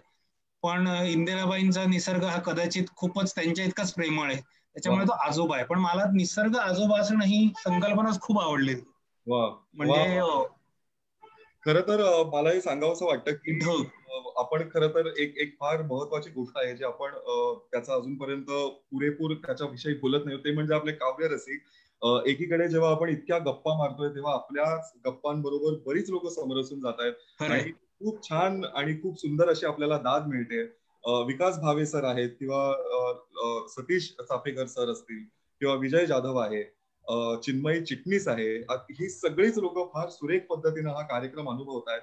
आणि मला फार बरं वाटतंय की खरं तर हा पहिला असा आमचा कार्यक्रम आहे ज्याच्यामध्ये आम्ही इंदिरा संत हे खूप मोठं जे नाव घेऊन आम्ही या कार्यक्रमाची सुरुवात केलेली आहे, त्याला इतकी सुंदर दाद मिळते. सतीश चाफेकर सरांचा एक फार महत्वाचा प्रश्न आहे, पण तो प्रश्न आपण कवितेच्या ह्या सेशनच्या शेवटी आपण त्याचं उत्तर द्यायचा प्रयत्न करणार आहोत. मला तर पुन्हा प्रथमेशकडे वळायचं आहे आणि एक फार महत्वाची गोष्ट जी प्रथमेशकडे आहे जी कदाचित आमच्या सगळ्यांकडे नाही, ती म्हणजे इंदिरा संतबाईंनी त्यांच्या अक्षरात लिहिलेली एक कविता त्याच्याकडे आहे आणि ती तो आज आपल्याला दाखवणार आहे. आणि खूप महत्वाची गोष्ट आहे, दस्तावेज आहे. तुम्ही कुठेही युरोपमध्ये जर का गेलात आणि या देशांमध्ये गेलात तर त्यांच्याकडे फार महत्वाची अशी एक गोष्ट असते, ते म्हणजे जतन करणं. आपल्या आर्टिस्टना, कलावंतांना, कवींना, लेखकांना आणि त्यांच्या कामांना जतन करणं. तर हे कुठेतरी आपल्याकडे नाहीये. आपल्याकडे डॉक्युमेंटेशन होणं फार गरजेचं आहे, जे आजवर इथवर आणि मराठी कवींविषयी फारसं झालेलं नाही. पण हे असे महत्वाचे दस्तावेज जेव्हा आपल्या समोर येतात, जेव्हा आपले हे डिटेल्स आपल्या समोर येतात, तेव्हा कुठेतरी आपण त्या कवीला, लेखकाला जरा अधिक जवळून ओळखू लागतो, जरा अधिक जवळून पाहू लागतो. तर प्रथमेश, तू त्यांची ती कविता वाचच, पण ती कविता स्क्रीन सुद्धा कर. मी तेच म्हणणार, मी ती कविता स्क्रीनवर टाकतो जेणेकरून इंदिरा संतांचं अक्षर बघता येईल. अर्थात ती कविता त्यांनी साधारणतः 90च्या दशकामध्ये पाठवलेली होती घरी, त्याच्यामुळे त्यांचं ते त्यावेळेस अक्षर आहे. कारण इंदिराबाई 2000 साली गेल्या, याचा अर्थ त्या 70s वगैरे असतानाच त्यांचं ते अक्षर आहे. तो थोडा कंप जाणवतो त्यांच्या अक्षरातला. पण मी ते शेअर करतो. पण तत्पूर्वी मला जे संकेतनी सांगितलं ना, मी पण थोड्या वेळापूर्वी फेसबुक चेक केलं होतं. आय थिंक काहीतरी 70-75 लोकांनी आपलं सेशन शेअर केलेलं आहे त्यांच्या टाइमलाईनवर. आणि मला ते खूप आनंद वाटला की हे अर्थात याचं क्रेडिट आम्ही चौघं घेत नाहीये, हे प्रांजळपणे कबूल करतो, हे इंदिराबाईंचं क्रेडिट आहे आणि त्यांच्यासाठी तुम्ही शेअर करा. पण खरंच धन्यवाद. मी ती स्क्रीन शेअर करतो, 1 मिनिट. दिसते? हो हो. ही त्यांची कविता होती जी त्यांनी पाठवली होती बाबांना, आणि तिथे त्यांची खालती सही पण आहे. त्या इंदिरा नावाने सही करायची. ही त्यांची सही जी होती ती माझ्याकडे एका डायरीत पण होती. त्यांना जेव्हा जनस्थान पुरस्कार मिळाला तेव्हा मी तेव्हा मी 5वीत होतो, आणि तेव्हा मी जाऊन त्यांना पुरस्कार मिळाल्यानंतर त्यांची सही घेतली होती, आणि ती सहीची ती आहे डायरी. पण ही कविता आता मी वाचतो. भोवरा नावाची कविता आहे. साऱ्या जन्माचा उन्हाळा मन त्रासते विटते, साऱ्या जन्माचा उन्हाळा मन त्रासते विटते, कसे भोवऱ्यासारखे शून्य बिंदूला शोधते. भोवऱ्यासारखी शून्य बिंदूला शोधते. हे जे आहे ना, वरून बघूयात आपण, हे कसे भोवऱ्यासारखे शून्य बिंदूला शोधते. वर निश्चल आकाश खाली आधार अस्थिर, वर निश्चल आकाश खाली आधार अस्थिर, विजनाच्या विजनात पुढे तळ्याचा विस्तार. लाटा लहरी झुलल्या पाण्यातील निळाईत. इथे त्यांनी त्या केलेलं आहे, कदाचित हा त्या शब्द असावा. लाटा लहरी झुलत्या पाण्यातील निळाईत, इथे तिथे फुलवत उभे कमळाचे बेट, इथे तिथे फुलवत उभे कमळाचे बेट, डोळे मिटले क्षणात झाली विजेची पाऊले. डोळे मिटले क्षणात झाली विजेची पाऊले, चमकून निळाईत कमळात हरवले, चमकून निळाईत कमळात मी हरवले. वा, क्या बात आहे. Indira, Prathamesh thank you so much. हा ठेवा दिलास तू आज खरं तर. एक मला असं पण वाटतं की हे सुद्धा म्हणजे ही कविता लिहून झाल्यानंतर सुद्धा त्याचा प्रोसेस त्यांनी चालू ठेवला, की त्याच्यामध्ये जस्ट बोलणार होतो, काम चालू होतं. मी जस्ट बोलणार होतो की त्यांनी ते इथे त्या करणं, इथे मी लिहिणं, हे जे आहे ना, आणि असं नाही की हा ठीक आहे आता पाठवली झालं, असं नाही. खरंच छान. मी स्टॉप शेअर करू का? हे तू नक्कीच कर. पण मला एक असं पण वाटतं ह्याच्यामध्ये की ह्या लोकांचा जो प्रवास आहे तो निरंतर होता, आणि लेखनाची जी प्रोसेस आहे ही सुद्धा फार इंटरेस्टिंग होती, की फक्त एका ड्राफ्ट मध्ये लिहून झालं असं कधीच नाही. तर त्या ड्राफ्ट वरती पुन्हा काम करत राहणं, आणि पुन्हा आपल्याला त्या नव्या ड्राफ्ट मध्ये काय सापडतंय, अजून काय नवं सापडतंय. कदाचित ह्याच्यामुळेच त्यांच्या सगळ्या काव्य संग्रहांची जी नोंदी आहे किंवा प्रकाशनाची जी तारीख आहे ती हळूहळू नंतर वाढत गेली. म्हणजे सहवास जर का 1940 मध्ये आला तर त्याच्यानंतर 4 वर्षात शेला नावाचा कविता संग्रह, आणि त्याच्यानंतर रंगबावरी, त्याच्यानंतर होते, आणि निराकार 2000 मध्ये. तर त्याच्यामधला जे अंतर आहे ते 6 वर्ष, 7 वर्ष, 8 वर्ष, 10 वर्ष इतकं ते पुढे वाढत गेलं. तर एक त्याच्यामध्ये हे पण आहे की बराच सगळा काळ त्याने कवितेसोबत घालवला. जरी कविता रेग्युलरली आली नसेल तरी सुद्धा त्याने तो काळ कवितेसोबत घालवला, आणि त्याच्यामध्ये बरंच काही सापडत. हे चिंतन जे ना, कदाचित मला असं वाटतं की म्हणजे त्या मराठी आणि सायकोलॉजी हे 2 विषय शिकवायच्या, तर कदाचित त्या सायकोलॉजी शिकवण्यातून सुद्धा कदाचित ते इतकं जाणते पण त्यांच्यामध्ये आलं असावं की तटस्थपणे कवितेला बघणं असेल, किंवा स्वतःच्या मनस्थितीची चर्चा शब्दरूपानं कशी मांडता येईल, की खूप म्हणजे ते म्हणतात ना की माझं वैयक्तिक आयुष्य, वैयक्तिक अनुभव लख्खपणे डोकावू नये, पण तरीही त्याचा कुठेतरी स्पर्श होऊन ती कविता एक वेगळा आयाम घेऊन जन्माला यावी, हे जे त्यांचं होतं ते मला खूप जाणवलं प्रकर्षानं त्यांच्या ह्याच्यामध्ये. आणि त्याचा परिणाम होतोच. म्हणजे मला असं वाटतं की तुम्ही जो व्यवसाय करत असता त्याचा परिणाम होतोच. म्हणजे गीतेशच्या विज्ञानाचा, याचा आदित्यच्या शिकवण्याचा, तुझ्या ऍड एजन्सीतल्या लिहिण्याचा, याचा परिणाम नक्कीच होतो आपल्या सगळ्यांच्याच लिखाणावर. तसा त्यांचाही झाला असावा निश्चितपणे. मगाशी जो आदित्यने मुद्दा मांडला त्या गृहिणी होत्या, म्हणजे त्याच्यावरतीच मला एक कविता इथे तुम्हाला सांगावीशी वाटते. आणि त्यामध्ये पण बघा म्हणजे की त्यांच्या निसर्गाच्या ज्या जागा आहेत त्या ठळकपणे इथे नोंदवलेल्या आहेत. आणि गृहिणी असण्याचा कुठलाही क्लेश त्यांच्यापाशी नव्हता. म्हणजे नंतर तो स्त्रीवादामध्ये किंवा स्त्री कवितेमध्ये तो डोकावत होता की आपण हे सगळं करतो आहोत ते कशासाठी, आणि ते जे तो जो हुंकार त्यानंतर खूप असा तेजस्वी झाला होता. पण त्याही पलीकडे जाऊन एक व्यक्ती म्हणून जे अस्तित्व असतं आणि त्याची एक निसर्गाशी जी जोडणी असते ते फार सुंदररित्या पुन्हा बाईंनी इथे मांडलेलं आहे. ती एक कविता तुमच्या समोर ठेवतो. सांडगे हा प्रकार आता तसा दुर्मिळ होत चाललाय निरण शहरामध्ये. म्हणजे की आम्ही तिघे ठाणे मुंबईशी एकदम जवळ आहोत. ते प्रथमेश आहे नाशिक मधला, कदाचित त्याच्या बंगल्याच्या किंवा तिकडे रस्त्यावरती असे सांडगे घालताना त्याने पाहिले असेल आणि किंवा आपल्या लहानपणी आपण सगळ्यांनी हे अनुभवलेलं असेल. तर त्याचं जे चित्रण जे आहे ते किती सुंदररित्या केलेलं आहे. म्हणजे पुन्हा एकदा तो जो कॅमेरा आहे ना, मला वाटतं ते उत्कृष्ट छायाचित्रकार होते आणि ते असं टिपायच्या आणि तो टिपलेला क्षण जो आहे ना तो आपल्या समोर असा उलगडून ठेवायचा. आणि पुन्हा एकदा त्याच्यामध्ये एक छानशी अशी एक नववधूची कथा गुंतलेली आहे, ती सांडग्याची कविता. आणि शब्द प्रतिमा बघा त्याच्यातल्या किती सुंदर आलेल्या आहेत.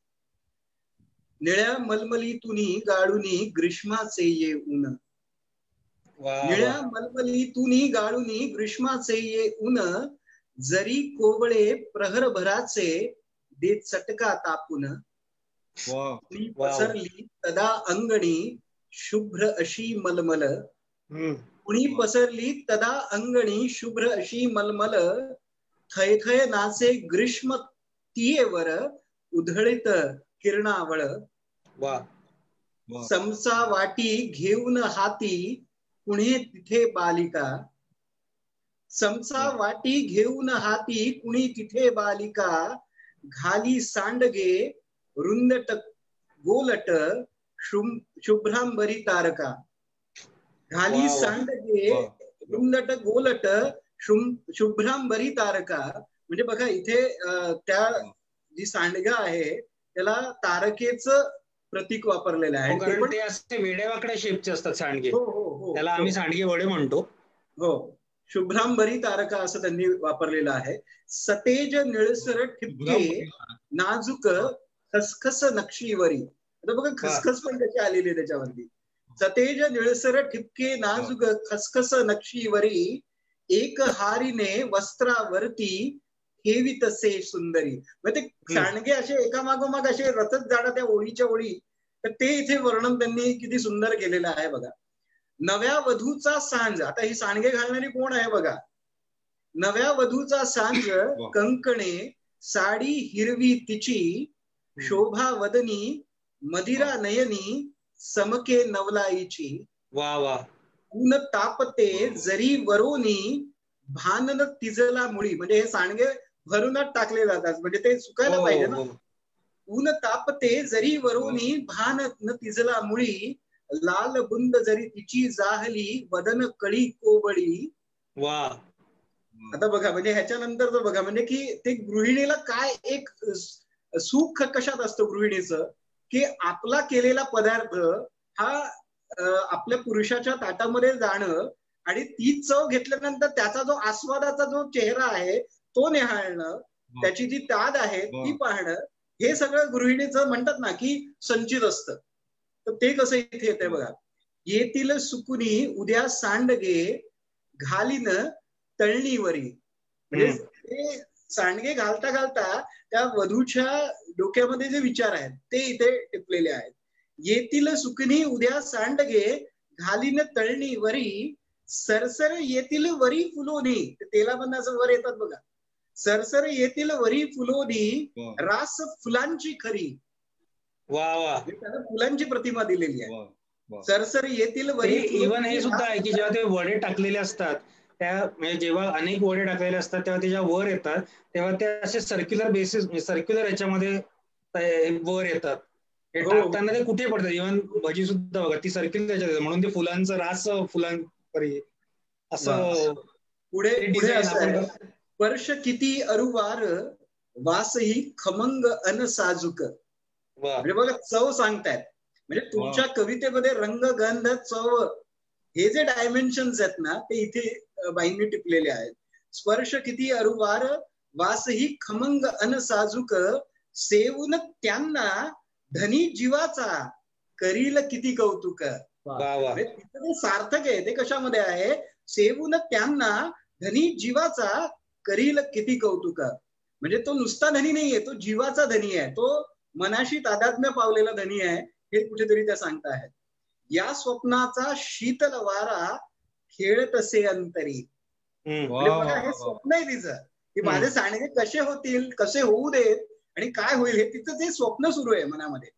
या स्वप्नाचा शीतल वारा, खेळ तसे अंतरी, या स्वप्नांचा सुगंध मादक, भान तियेचे हरी.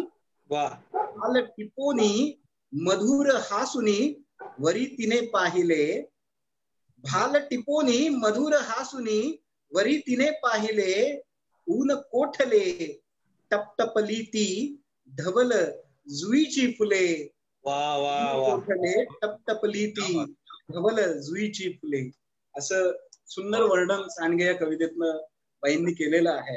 आणि पुन्हा तो एक म्हणतात ना, की त्यांचं ते शब्द कळा जी आहे ती अफाट शब्द कळा आपल्याला इथे म्हणजे या कवितेतून आपल्याला दिसते आहे.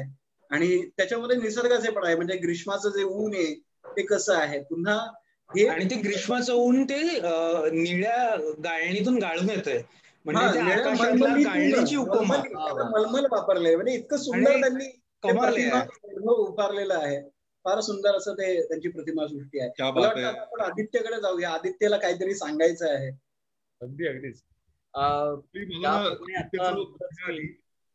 ऍक्च्युली आदित्यचं बोलण्याआधी मला जरा ह्याला ऍड करायचं आहे गीतेशला, की खूप आधी मी एका चित्रकाराला भेटलो होतो आणि त्याने मला सांगितलं होतं की बऱ्याचदा मी चित्र काढणार आहे त्याच्यासाठी मी कधी कॅमेरा घेऊन नाही जात. मी फक्त ती गोष्ट अनुभवतो आणि मग मी त्याचं चित्र काढायला सुरुवात करतो. तर मला असं कधीतरी वाटतं की इंदिराबाईंनी ही जी कविता लिहिलेली आहे हे फक्त त्याने टिपलेलं आहे कुठेतरी. आता पुन्हा त्यातून त्यांच्यामधली जी गृहिणी आहे आणि त्या गृहिणीला हे स्वप्न पडतं आणि ती नववधू आहे आणि त्या नववधूची इच्छा आहे की त्या नवऱ्याने त्याची चव घ्यावी आणि तिच्यातला जो अंश आहे जो त्याच्यात आलेला आहे त्याची चव घ्यावी आणि ते प्रेम समजावं. ही जी काय हुरहुर आहे ना, पुन्हा त्या प्रेमापाठची जी हुरहुर आहे आणि ते जे एक सगळं समंजसपण आहे याच्यातून आलेलं, हे एक मला कुठेतरी ह्या कवितेत जाणवलं. दुसरी गोष्ट, जर का आपण आपली रियालिटी ही जर का बघितली किंवा त्यांच्या घरातली ती त्या काळाची जर का रियालिटी बघितली तर ती कशी मनोहर असं काही वास्तव नव्हतं त्यांचं. फार संघर्ष होता आणि आयुष्यभर बाईंनी त्या गोष्टीचा संघर्ष केला. वयाच्या 30व्या वर्षी सगळी घराची जबाबदारी घेणं आणि मग पार पाडणं आणि त्याच वेळेला 10 कविता संग्रह लिहिणं, कथा संग्रह लिहिणं, हा एक फार मोठा व्यापक सगळा त्यांचा कोश होता लिखाणाचा. पण हे जर का आपण बाजूला ठेवलं तर साध्या सुध्या वास्तवावरती जर का स्वप्नांची अस्तर असेल तर ती अस्तर म्हणजे इंदिराबाई. हे आपल्याला त्याच्या कवितेतून जाणवायला लागतं. म्हणजे जर का साधं सुद्धा वास्तव असेल किंवा जर का साधी सुधी आपलं साधं जगणं असेल तर त्या जगण्यावरती जी कवितेची जी झालर येते ना, आणि सत्याची सुद्धा झालर येते, निसर्गाची झालर येते, या सगळ्याचा जो परिकोश आहे ती झालर आणि ती अस्तर म्हणजे इंदिरा संत. इतकं आपल्याला हळूहळू कळायला लागतं त्यांच्या ओव्हरऑल सगळ्या साहित्याच्या या सगळ्या प्रवासातून. तर हे मला मावेन असं होतं आणि हे तितकंच मावेन असं होतं जितका तो ढग होता किंवा जितकं त्या सांडग्यांचं वर्णन होतं किंवा जितकं त्यांच्या हस्ताक्षरातून आपल्याला जे काही सापडत होतं. आता मी पुढे आदित्याला सांगेन की आदित्याने त्यांची अजून एक कविता वाचावी आणि त्याच्याबद्दल थोडंसं जरा बोलावं. नक्कीच. संगीत, आपण अनेक आयाम इंदिराबाईंचे त्यांच्या कवितांचे बघतोय आणि खरंच या 1.5 तासामध्ये सगळं त्यांना सामावून घेणं शक्य नाही. त्यांच्या आयुष्याचा एक कवडसा आपण फक्त इकडे जाणण्याचा प्रयत्न करतोय. आपण इंदिराबाई कवयित्री म्हणून बघितल्या, साहित्यिक म्हणून बघितल्या, गृहिणी म्हणून बघितल्या, परंतु सरते शेवटी मला सगळं वाटतं की हे सगळं आपण का करतोय, कारण आपण सगळे रसिक आहोत. त्यामुळे रसिक इंदिराबाई कशा आहेत ह्या जर काही शोधायच्या असतील तर आता मी जी कविता वाचणार आहे तुम्हाला भेटू शकतात. आणि त्याच्याही पलीकडे जाऊन हे मी शेवटी परत एकदा बोलीन पण आपण संकेत, प्रथमेश, गीतेश आपण कार्यक्रम करतोय, थोडीशी आपल्याला आता प्रसिद्धीची आहे, चटक आहे, आणि ती या वयात असणं काही वाईट नाही. परंतु एक अशी स्टेज येते आयुष्यामध्ये, म्हणून ते कुसुमाग्रज होतात, म्हणून त्या इंदिराबाई होतात. कुठली स्टेज आहे तर ती दिव्यत्वाची स्टेज आहे. म्हणजे आपल्यातला माणूस कवीपेक्षा, रसिकापेक्षा मोठा होतो, आणि तो मोठा झालेला माणूस मला या कवितेत दिसला. त्या बाई, इंदिराबाई ज्या माणसाहून मोठ्या झाल्या, दिव्यत्वाची प्रचिती ज्यांना मिळाली, ती दिव्यत्वाची प्रचिती मला या कवितेमध्ये भेटली, ती तुम्हाला मला ऐकवायची आहे. आणि त्या कवितेचे शीर्षक आहे कैलास लेणी. कैलास लेणी बघायला बाई गेल्यात, आणि त्या कैलास लेणी बघताना जो एक अनुभव त्यांना आला, हा एक क्षणभराचा अनुभव आहे. तो क्षणभराचा अनुभव तुम्हाला मी सांगणार आहे या कवितेतनं. पहिली ओळ इतकीच आहे, म्हणजे थांब, फुल स्टॉप, इथे कविता सुरू होते. वा. थांब, पायऱ्या चढण्यापूर्वी ठेव काढूनी डोळ्यांवरचा रंगीत चष्मा. मस्त. थांब, पायऱ्या चढण्यापूर्वी ठेव काढूनी डोळ्यांवरचा रंगीत चष्मा, हातामधला ट्रान्झिस्टर अन खांद्यावरती लटकवलेली थर्मासाची शान प्रवासी, ठेव काढूनी पादत्राणी. पुरे नैतके, फुल स्टॉप, पुरे नैतके, ठेव उतरुणी तुझ्या मधले तुझे पण. वा वा, तुझे पण, क्या बात आहे, क्या बात आहे. पुरे नैतके, सगळं ट्रान्झिस्टर काढलंस, ती बॅग ठेवलीस, इतकं पुरं नाहीये. हे सगळं लौकिक झालं, आता अलौकिकला उतरून काढायचंय. पुरे नैतके, ठेव उतरुणी तुझ्या मधले तुझे पण, कलावंत मी, चित्रकार मी, इतिहासाची अभ्यासू मी, रसिक कवी मी, मार्मिकशी अन समीक्षिका मी, ठेव उतरुणी असला शेंदूर आत्म्यावरचा. वा वा, मस्त. निखळ जळासम होऊन या चढ पुढे पायरी, निखळ जळासम होऊन या चढ पुढे पायरी, लावून भाळी पुण्यमयी ती पांढर माती, होऊन जातू नम्रशी धुली कणासम, उभी राहशील अशीच जेव्हा महान एका स्वप्नापाशी, बघता बघता विसरून जाशील तुला स्वतःला, पहाडापरी उभार येईल उत्सुक अर्पित असे तुझे मन, पहाडापरी उभार घेईल उत्सुक अर्पित असे तुझे मन, नजरेची तव बघता बघता होईल चिन्नी. आता शेवटी, पुरे आता चल उशीर झाला, पुरे आता चल उशीर झाला, म्हणून कोणी तरी नेईल तुझला तेच न ओढून, बाहेरील त्या भक्कम प्रकाशी, दिसेल तुझला सगळे परके, मुळीच नाही उमटा याचे बिंब तयांचे डोळ्यावरती, कळतील ना तुझ चंदरबाचे मागील धागे, शब्दांचा बाजार भोवती गजबजणारा निरर्थ पोकळ. आता शेवटचं कडवं मला मुद्दामून थांबून वाचावं असं वाटतं, कारण इथे मला ती दिव्यत्वाची प्रसिद्धी मिळाली, भेटली. ते कडवं असं आहे, विश्व क्षुद्रसे थर्मासाचे ट्रान्झिस्टरचे, विश्व क्षुद्रसे थर्मासाचे ट्रान्झिस्टरचे, उडवून देशील देऊन ठोकर, आणि जरही लेण्यापासून दूर दूर तू, इथे राहशील शिवमूर्तीच्या जगसंरक्षक पायांभवती गिरट्या घालित. वा वा वा. इथे राहशील शिवमूर्तीच्या जनसंरक्षक पायांभवती गिरट्या घालित, इथे राहशील तुझ्यातील तू होऊन हिरवा राघू, इथे राहशील तुझ्यातील तू होऊन हिरवा राघू. वा वा. सगळ्यातनं तू कोण आहेस तर या जगसंरक्षण करणाऱ्या शिव पायातील तिकडे घरटा घालणारा तू छोटासा हिरवा राघू आहेस, आणि तो तू खरा आहेस हे सांगणार इंदिराबाई. मस्त. वा वा, क्या बात है. हे मला याच्यातलं ना, मला म्हणजे त्यांनी जी कृत्रिमता जी टिपलेली आहे ना, की ज्यात ते म्हणतात की विश्व क्षुद्रसे थर्मासाचे ट्रान्झिस्टरचे, म्हणजे ज्या अलौकिक अशा निसर्गानं किंवा या कैलासानं तयार केलेल्या ज्या गोष्टी आहेत, त्याला जो तुम्ही कृत्रिमपणा आणून स्वतःला मोठं मानता आहात, ते किती क्षुद्र आहे. ते वाटतं आपण त्यांचे बघितले, पण एक चांगल्या रसिक असतीलच, आहेतच त्या, परंतु त्याच्या आधी नक्कीच त्या चांगल्या प्रवासी असल्या पाहिजेत, तरच अशी कविता निर्माण होऊ शकते. कैलास आणि योगायोगाने आदित्यने ही कविता वाचणं म्हणजे तोही असा खूप असा सोलो प्रवास करत असतो. म्हणून बघा, म्हणजे की व्यक्ती तशा प्रकृती म्हणतात ना, तसं त्या प्रकृतीतनं ती आलेली, त्यांनी ती टिपलेली कविता आहे. अतिशय अचूक कविता त्यांनी इथे सादर केली आदित्यने. गीतेश पण त्यांनी मग अशी गृहिणीची पण एक कविता सादर केली. हो हो, स्वप्न असला तरी काही जणांची. ठीक आहे, इंदिराबाईंच्या कविता वाचून आपण आपली स्वप्न सुद्धा सांगू शकतो की निदान आपल्याला लिहायला तर होईल. तो पण लिही आता. नाही पण म्हणजे कमिंग बॅक टू ऍक्च्युली काय माहितीये की फक्त एकच माणूस असतो. बोल संकेत बोल.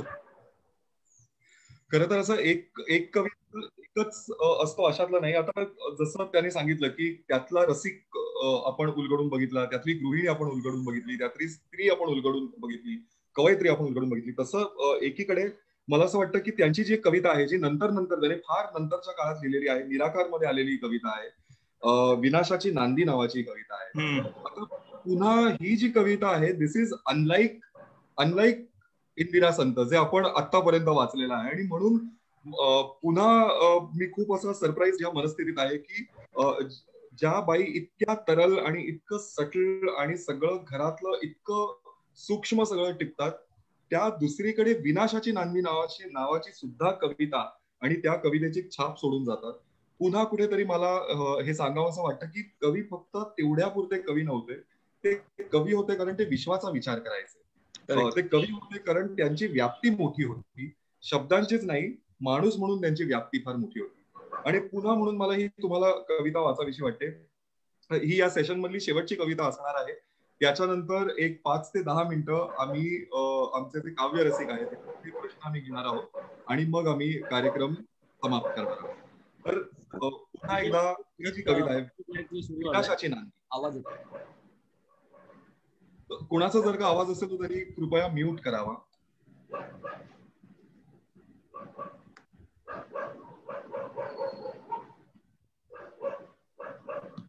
विनाशाची नांदी.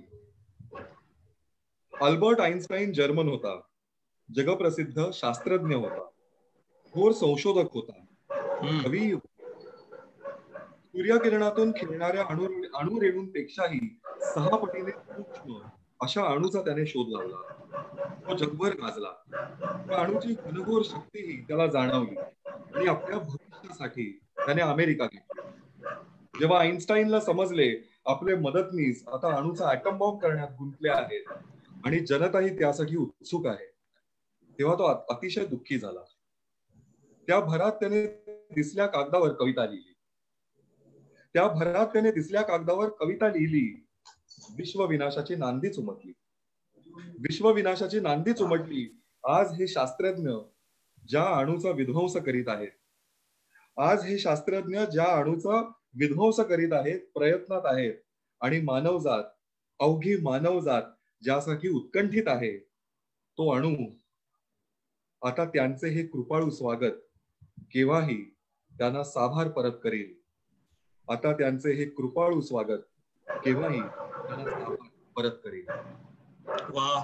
अशा पद्धतीनं पुन्हा एकदा बिलकुल इंदिराबाईंची कविता वाटत नाही. म्हणजे विथ ड्यू रिस्पेक्ट काही हे म्हणत नाही आपण त्यांना, पण खरंच आपल्या समोर एक त्यांची जी एक आपण म्हणू शकतो ना की एक छबी तयार केलेली असते की ही व्यक्ती असं लिहिते, ही व्यक्ती तसं लिहिते. आणि जेव्हा त्यांच्या ह्या अशा काही कविता वाचनात किंवा ऐकण्यात येतात तेव्हा आपल्याला विस्मय वाटतो आपल्याला की हे काय आहे. कारण म्हणजे ही कविता जर निनावी कोणाला पाठवली तर मला नाही वाटत की कोणीही इंदिराबाईंचं नाव सुद्धा सजेस्ट करेल.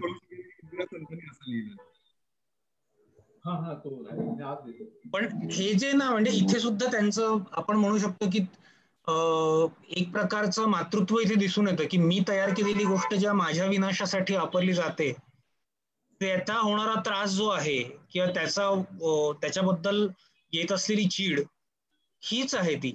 म्हणजे ती आणि खूप नैसर्गिक आहे. आणि म्हणून मी कदाचित आत्ताही म्हणजे ही समकालीनच म्हणू शकतो कविता. ही कधी लिहिली त्यांनी माहित नाही मला. तेच मी तुम्हाला म्हणतोय की पुन्हा एकदा समकालीन हे कविता आहे आणि अजूनही त्यांच्या कविता ह्यासाठी टिकून आहेत कारण कुठेतरी आता जसं आपण उलगडलं की कुठेतरी स्टोरी टेलिंग नावाची जी गोष्ट आहे आणि जर का आपण स्टोरी टेलिंग ह्या गोष्टीचा विचार केला तर तो फक्त केवळ कथा लिहिणं एवढा नाही, तर ज्या छोट्या छोट्या गोष्टी आहेत, जे छोटे क्षण आहेत त्यांना कुठेतरी सांगणं, त्यांची कथा करणं, त्यांच्या आलेली कथा उलगडून सांगणं, ही स्टोरी टेलिंग आहे. ही आजची समकालीन स्टोरी टेलिंग आहे. तर ही स्टोरी टेलिंग त्यांच्याकडे आधीपासूनच उपजत होती. त्यांना माहिती होतं की अशा पद्धतीनं तुम्हाला क्राफ्ट करायचं आहे. त्यामध्ये पुन्हा कविता नावाचा हा जो फॉर्म आहे त्याच्यामध्ये सुद्धा त्याने एक एनरिचिंग काहीतरी आणलं. आणि पुन्हा हेच की जसं मी म्हणतो की कुठल्याही कवीकडे एक एक एक दृष्टी असते, एक दूरदृष्टी असते की हा सगळा विनाश जो चालू आहे हा सुद्धा त्याने टिपलेला आहे. आणि पुन्हा हे सुद्धा समग्र इंदिरा संत यातलाच हा एक भाग होतो. तर मला फार आनंद होतोय की सगळेच आज प्रथमेश, गीतेश, आदित्य हे सगळेच आज या सेशन मध्ये आले. आणि आणि फक्त एवढंच नाही तर आपल्या बरोबर मराठी साहित्य वार्ता हे एक फार महत्वाचं डिजिटल प्लॅटफॉर्म यांनी आपली मदत केली. मराठी साहित्य वार्ताचा सर्व आहे व्यवस्थापक आहे अमरदीप वानखेडे. ह्याच्या बरोबर मी गेले 2 आठवडे याच्याबद्दल चर्चा करत होतो. तर त्याने हे सगळं पुढे आणलं, त्याबद्दल त्याचे मनापासून आभार. त्याचप्रमाणे अमोल नावाचा आमचा जो सहकारी आहे, जो ही जी तांत्रिक दृष्टी आहे, जी तांत्रिक बाजू आहे ही सांभाळतो आहे, तर त्याचे सुद्धा मनापासून आभार. त्या सर्व काव्य रसिकांचे आभार ज्यांनी इतका वेळ दिला आणि फार भरभरून दाद दिली, प्रश्न विचारले. खरं तर मला उत्सुकता आहे की ह्या काव्य रसिकांकडून आपल्याला काय प्रश्न विचारले गेलेले आहेत.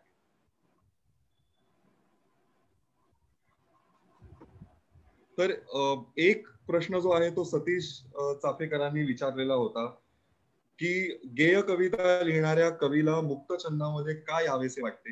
गेय छंदात जास्त व्यक्त होत नसल्यामुळे तो मुक्त छंदातून व्यक्त करतो का, की त्याला काळाबरोबर राहायचे असते म्हणून? हा एक फार महत्वाचा, तुमच्यामधल्या कोणीही ज्याला वाटतं की याचं उत्तर द्यावं त्यांनी द्यावं. आणि मी मला याचं उत्तर द्यावंसं वाटतं की कुठलाही कवी असं ठरवून काही लिहित नसतो. त्याचं जी शब्दकळा असते, म्हणजे सुरुवातीची ओळ, जी पहिली ओळ ज्याला म्हणतो आपण, तर ती ओळच त्याची नादमयता घेऊन असते. आणि जर ती छंदबद्ध असेल तर ती त्या ओळीचं म्हणजे ते जे आहे तर त्यातनं छंदबद्ध किंवा गेयबद्ध कविता होऊ शकते. की आता मला जर ठरवून अष्टाक्षरी लिहायची असेल तर त्या प्रकारचे शब्द गोळा करूया, असं होत नसतं कुठल्याही कवीच्या बाबतीत. किंवा आता आपल्याला समकालाशी स्पर्धा करून राहायचं आहे, समकालामध्ये आता चारोळी हा खूपच गाजतोय प्रकार, असं जर आपण जर म्हणून मी चारोळी लिहायला सुरुवात करेल असं कोणी ठरवून कवी करत नसतो. तर त्याची आतली जी प्रकृती असते त्यानुसार ते शब्द चूज करतात, तुम्हाला कुठला फॉर्म आहे ती मनस्थिती तसंच असलं पाहिजे. म्हणजे गीतेश म्हटलं तसंच असलं पाहिजे. त्या वेळेची मनस्थिती ठरवत असते. की म्हणजे आपण एखादी शिळ घालतो बघा, आपण शिटी वाजवतो, आपण दिवसाचे 24 तास शिटी वाजवत नसतो ना, शिळ घालत नसतो. एखाद्या एक तो जो प्रसंग असतो आनंदाचा असतो किंवा काहीतरी असतो, तर त्यावेळेला आपल्याला ते करावं असं वाटतं.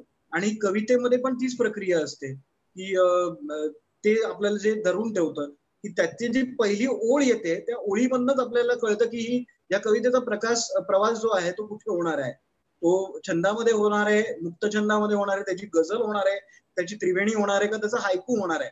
तर हा कोणी कवी ठरवत नसतो की आपल्याला चला आज आपण हायकू लिहायला बसूया, असं सगळं मला वाटतं या प्रश्नाचं उत्तर असावं. अजून कोणाला काही? मी त्याच्या एक पाऊल पुढे जाऊन फक्त एकच सांगेल गीतेश, हे काय काय असे चकल्या पडणारे असतात, पण जो खरा कवी असतो तो असा नसावा. म्हणजे त्यांनी उगाच बसून ते मांडी घालून कुस्ती केल्यावर की कविता लिहू नये, ती कृत्रिमता टाळावी असं. एक मला एक असं वाटतं सांडगे टाकताना कोणतरी पाहिलं, चला आता ती कशी सांडगे टाकते आणि मी कविता लिहिते, असं नसेल. ते कधी काळी इंदिराबाईंनी अनुभवलेलं असेल, टिकलेलं असेल आणि अचानकपणे सहजपणे ते निघून गेलं असेल त्यांच्या. आता ती कविता त्यांनी छंदोबद्धच का लिहिली? ती कविता मुक्त छंदामध्ये जर कोणी दुसऱ्या कवीने लिहिली असती तर ती कशी झाली असती? कदाचित तसाही शोध घेता येऊ शकतो की मुक्त छंदामध्ये ती कविता कशी लिहिली असती, असं आपण म्हणू शकतो. मला तुम्हाला एक सांगावंसं वाटतं इथे की ह्या प्रश्नाचं उत्तर त्या प्रश्नातच आहे की ज्या वेळेला तुम्ही कविता लिहायला सुरुवात करता त्यावेळेला तुमच्याकडे एक छंद असतो किंवा तुमच्याकडे एक लय असते आणि तुम्ही त्या लयीच्या हिशोबानं तुम्ही कविता लिहायला सुरुवात करता आणि हळूहळू तुम्ही त्या लयीतून मुक्त व्हायला लागता आणि तुम्ही मुक्त छंदाकडे वळायला लागता. हे मला एक सोपंसं उत्तर असं वाटतं की हळूहळू नंतर तुमच्यातली जी लय असते ना, तुम्ही त्या लयीतून पण मुक्त होता, तुम्ही तुमच्या फॉर्म मधून सुद्धा मुक्त होता आणि मग तुमचं नातं फक्त तुमच्या बरोबर घडलेल्या त्या काव्यानुभूतीतून असतं आणि मग तुम्हाला काही लय वगैरे दिसत नाही, तुम्हाला फक्त लिहायचं असतं. खरं तर म्हणजे की आता मला असं वाटतं की मुक्तछंद हा फार बदनाम झालेला प्रकार आहे की आडवं लिहिलं तर निबंध आणि असं उभं जर लिहत राहिलो एका कालोखाल तर ती मुक्तछंदातली कविता. पण त्या मुक्त छंदामध्ये पण एक छंद आहे हे कुठे विसरून चालतं कामा नये, हे धरून ठेवायला पाहिजे. त्याची जी आरोह अवरोह मधला जो लयबद्धता जी आहे ती कुठेतरी जमली पाहिजे, ती कुठेतरी टिपता आली पाहिजे. म्हणजे फक्त खालोखाल ओळी लिहून चालत नाहीत. आणि जरी आता आपण मुक्तछंदातल्या म्हणजे तुळशी वृंदावनसारखी कविता वाचली किंवा लेण्यासारखी कविता वाचली तर त्या मुक्तछंदातल्या कविता होत्या, पण त्याच्यामध्येही आरोह अवरोह होता, त्याच्यामध्येही एक नादमयता होती ती आपल्याला टिकून ठेवावीशी वाटते. हे फार महत्वाचं आहे इंदिराबाईंच्या बाबतीत किंवा इतर कवींच्या बाबतीत आहे. अजून कुठला प्रश्न असेल तर? ह्या कार्यक्रमाचा जो समारोप आहे तो मला त्यांच्याच 4 ओळींनी करायचा आहे. खरं तर तू गेल्यावर नावाची त्यांची फार सुरेख अशी कविता आहे, पण मी पूर्ण कविता नाही वाचत कारण त्याची ज्या शेवटच्या ज्या 4 ओळी आहेत त्याच्यामध्ये आम्हाला जे काही अजूनही वाटतं त्यांच्याविषयी ते हेच आहे की इतकं सगळं आम्ही त्यांच्याविषयी बोललो किंवा इतक्या सगळ्या त्यांच्या कवितांची पुन्हा एकदा उजळणी केली आणि तरीही आम्हाला असं वाटतं की कुठेतरी इंदिराबाई निसटल्याच आहेत ह्या सगळ्यातून. कारण असं चिमटीत धरून पकडता येईल इतकं साधं सोपं कवीचं तरी प्रकरण नसतं. तर अगदी त्यांचं असं आहे की तू गेल्यावर नसते मीही, नसते माझे काही, तू गेल्यावर नसते मीही, नसते माझे काही, उरलेलीही अशी कोण मी, उरलेलीही अशी कोण मी, माहित मजला नाही माहित मजला नाही. तर काव्य संवाद ह्याचा भाग पहिला समाप्त झाला असं मी जाहीर करतो आणि पुढच्या रविवारी आम्ही एका नव्या कवीला आणि एका नव्या कवीची उजळणी घेऊन तुमच्या समोर येऊ. नक्की पाहत राहा मराठी साहित्य वार्ता. ह्याची जी बातमी आहे आणि जो तपशील आहे तो आम्ही या आठवड्याभरात तुम्हाला देतच राहू. जर का तुमचे अजून काही प्रश्न असतील तर कृपया मराठी साहित्य वार्ताच्या पेजवरती तुम्ही पोस्ट करत राहा आणि आम्ही त्याला रिॲक्ट करत राहू. धन्यवाद आणि धन्यवाद सगळ्यांना. रविवारी मनापासून आभार.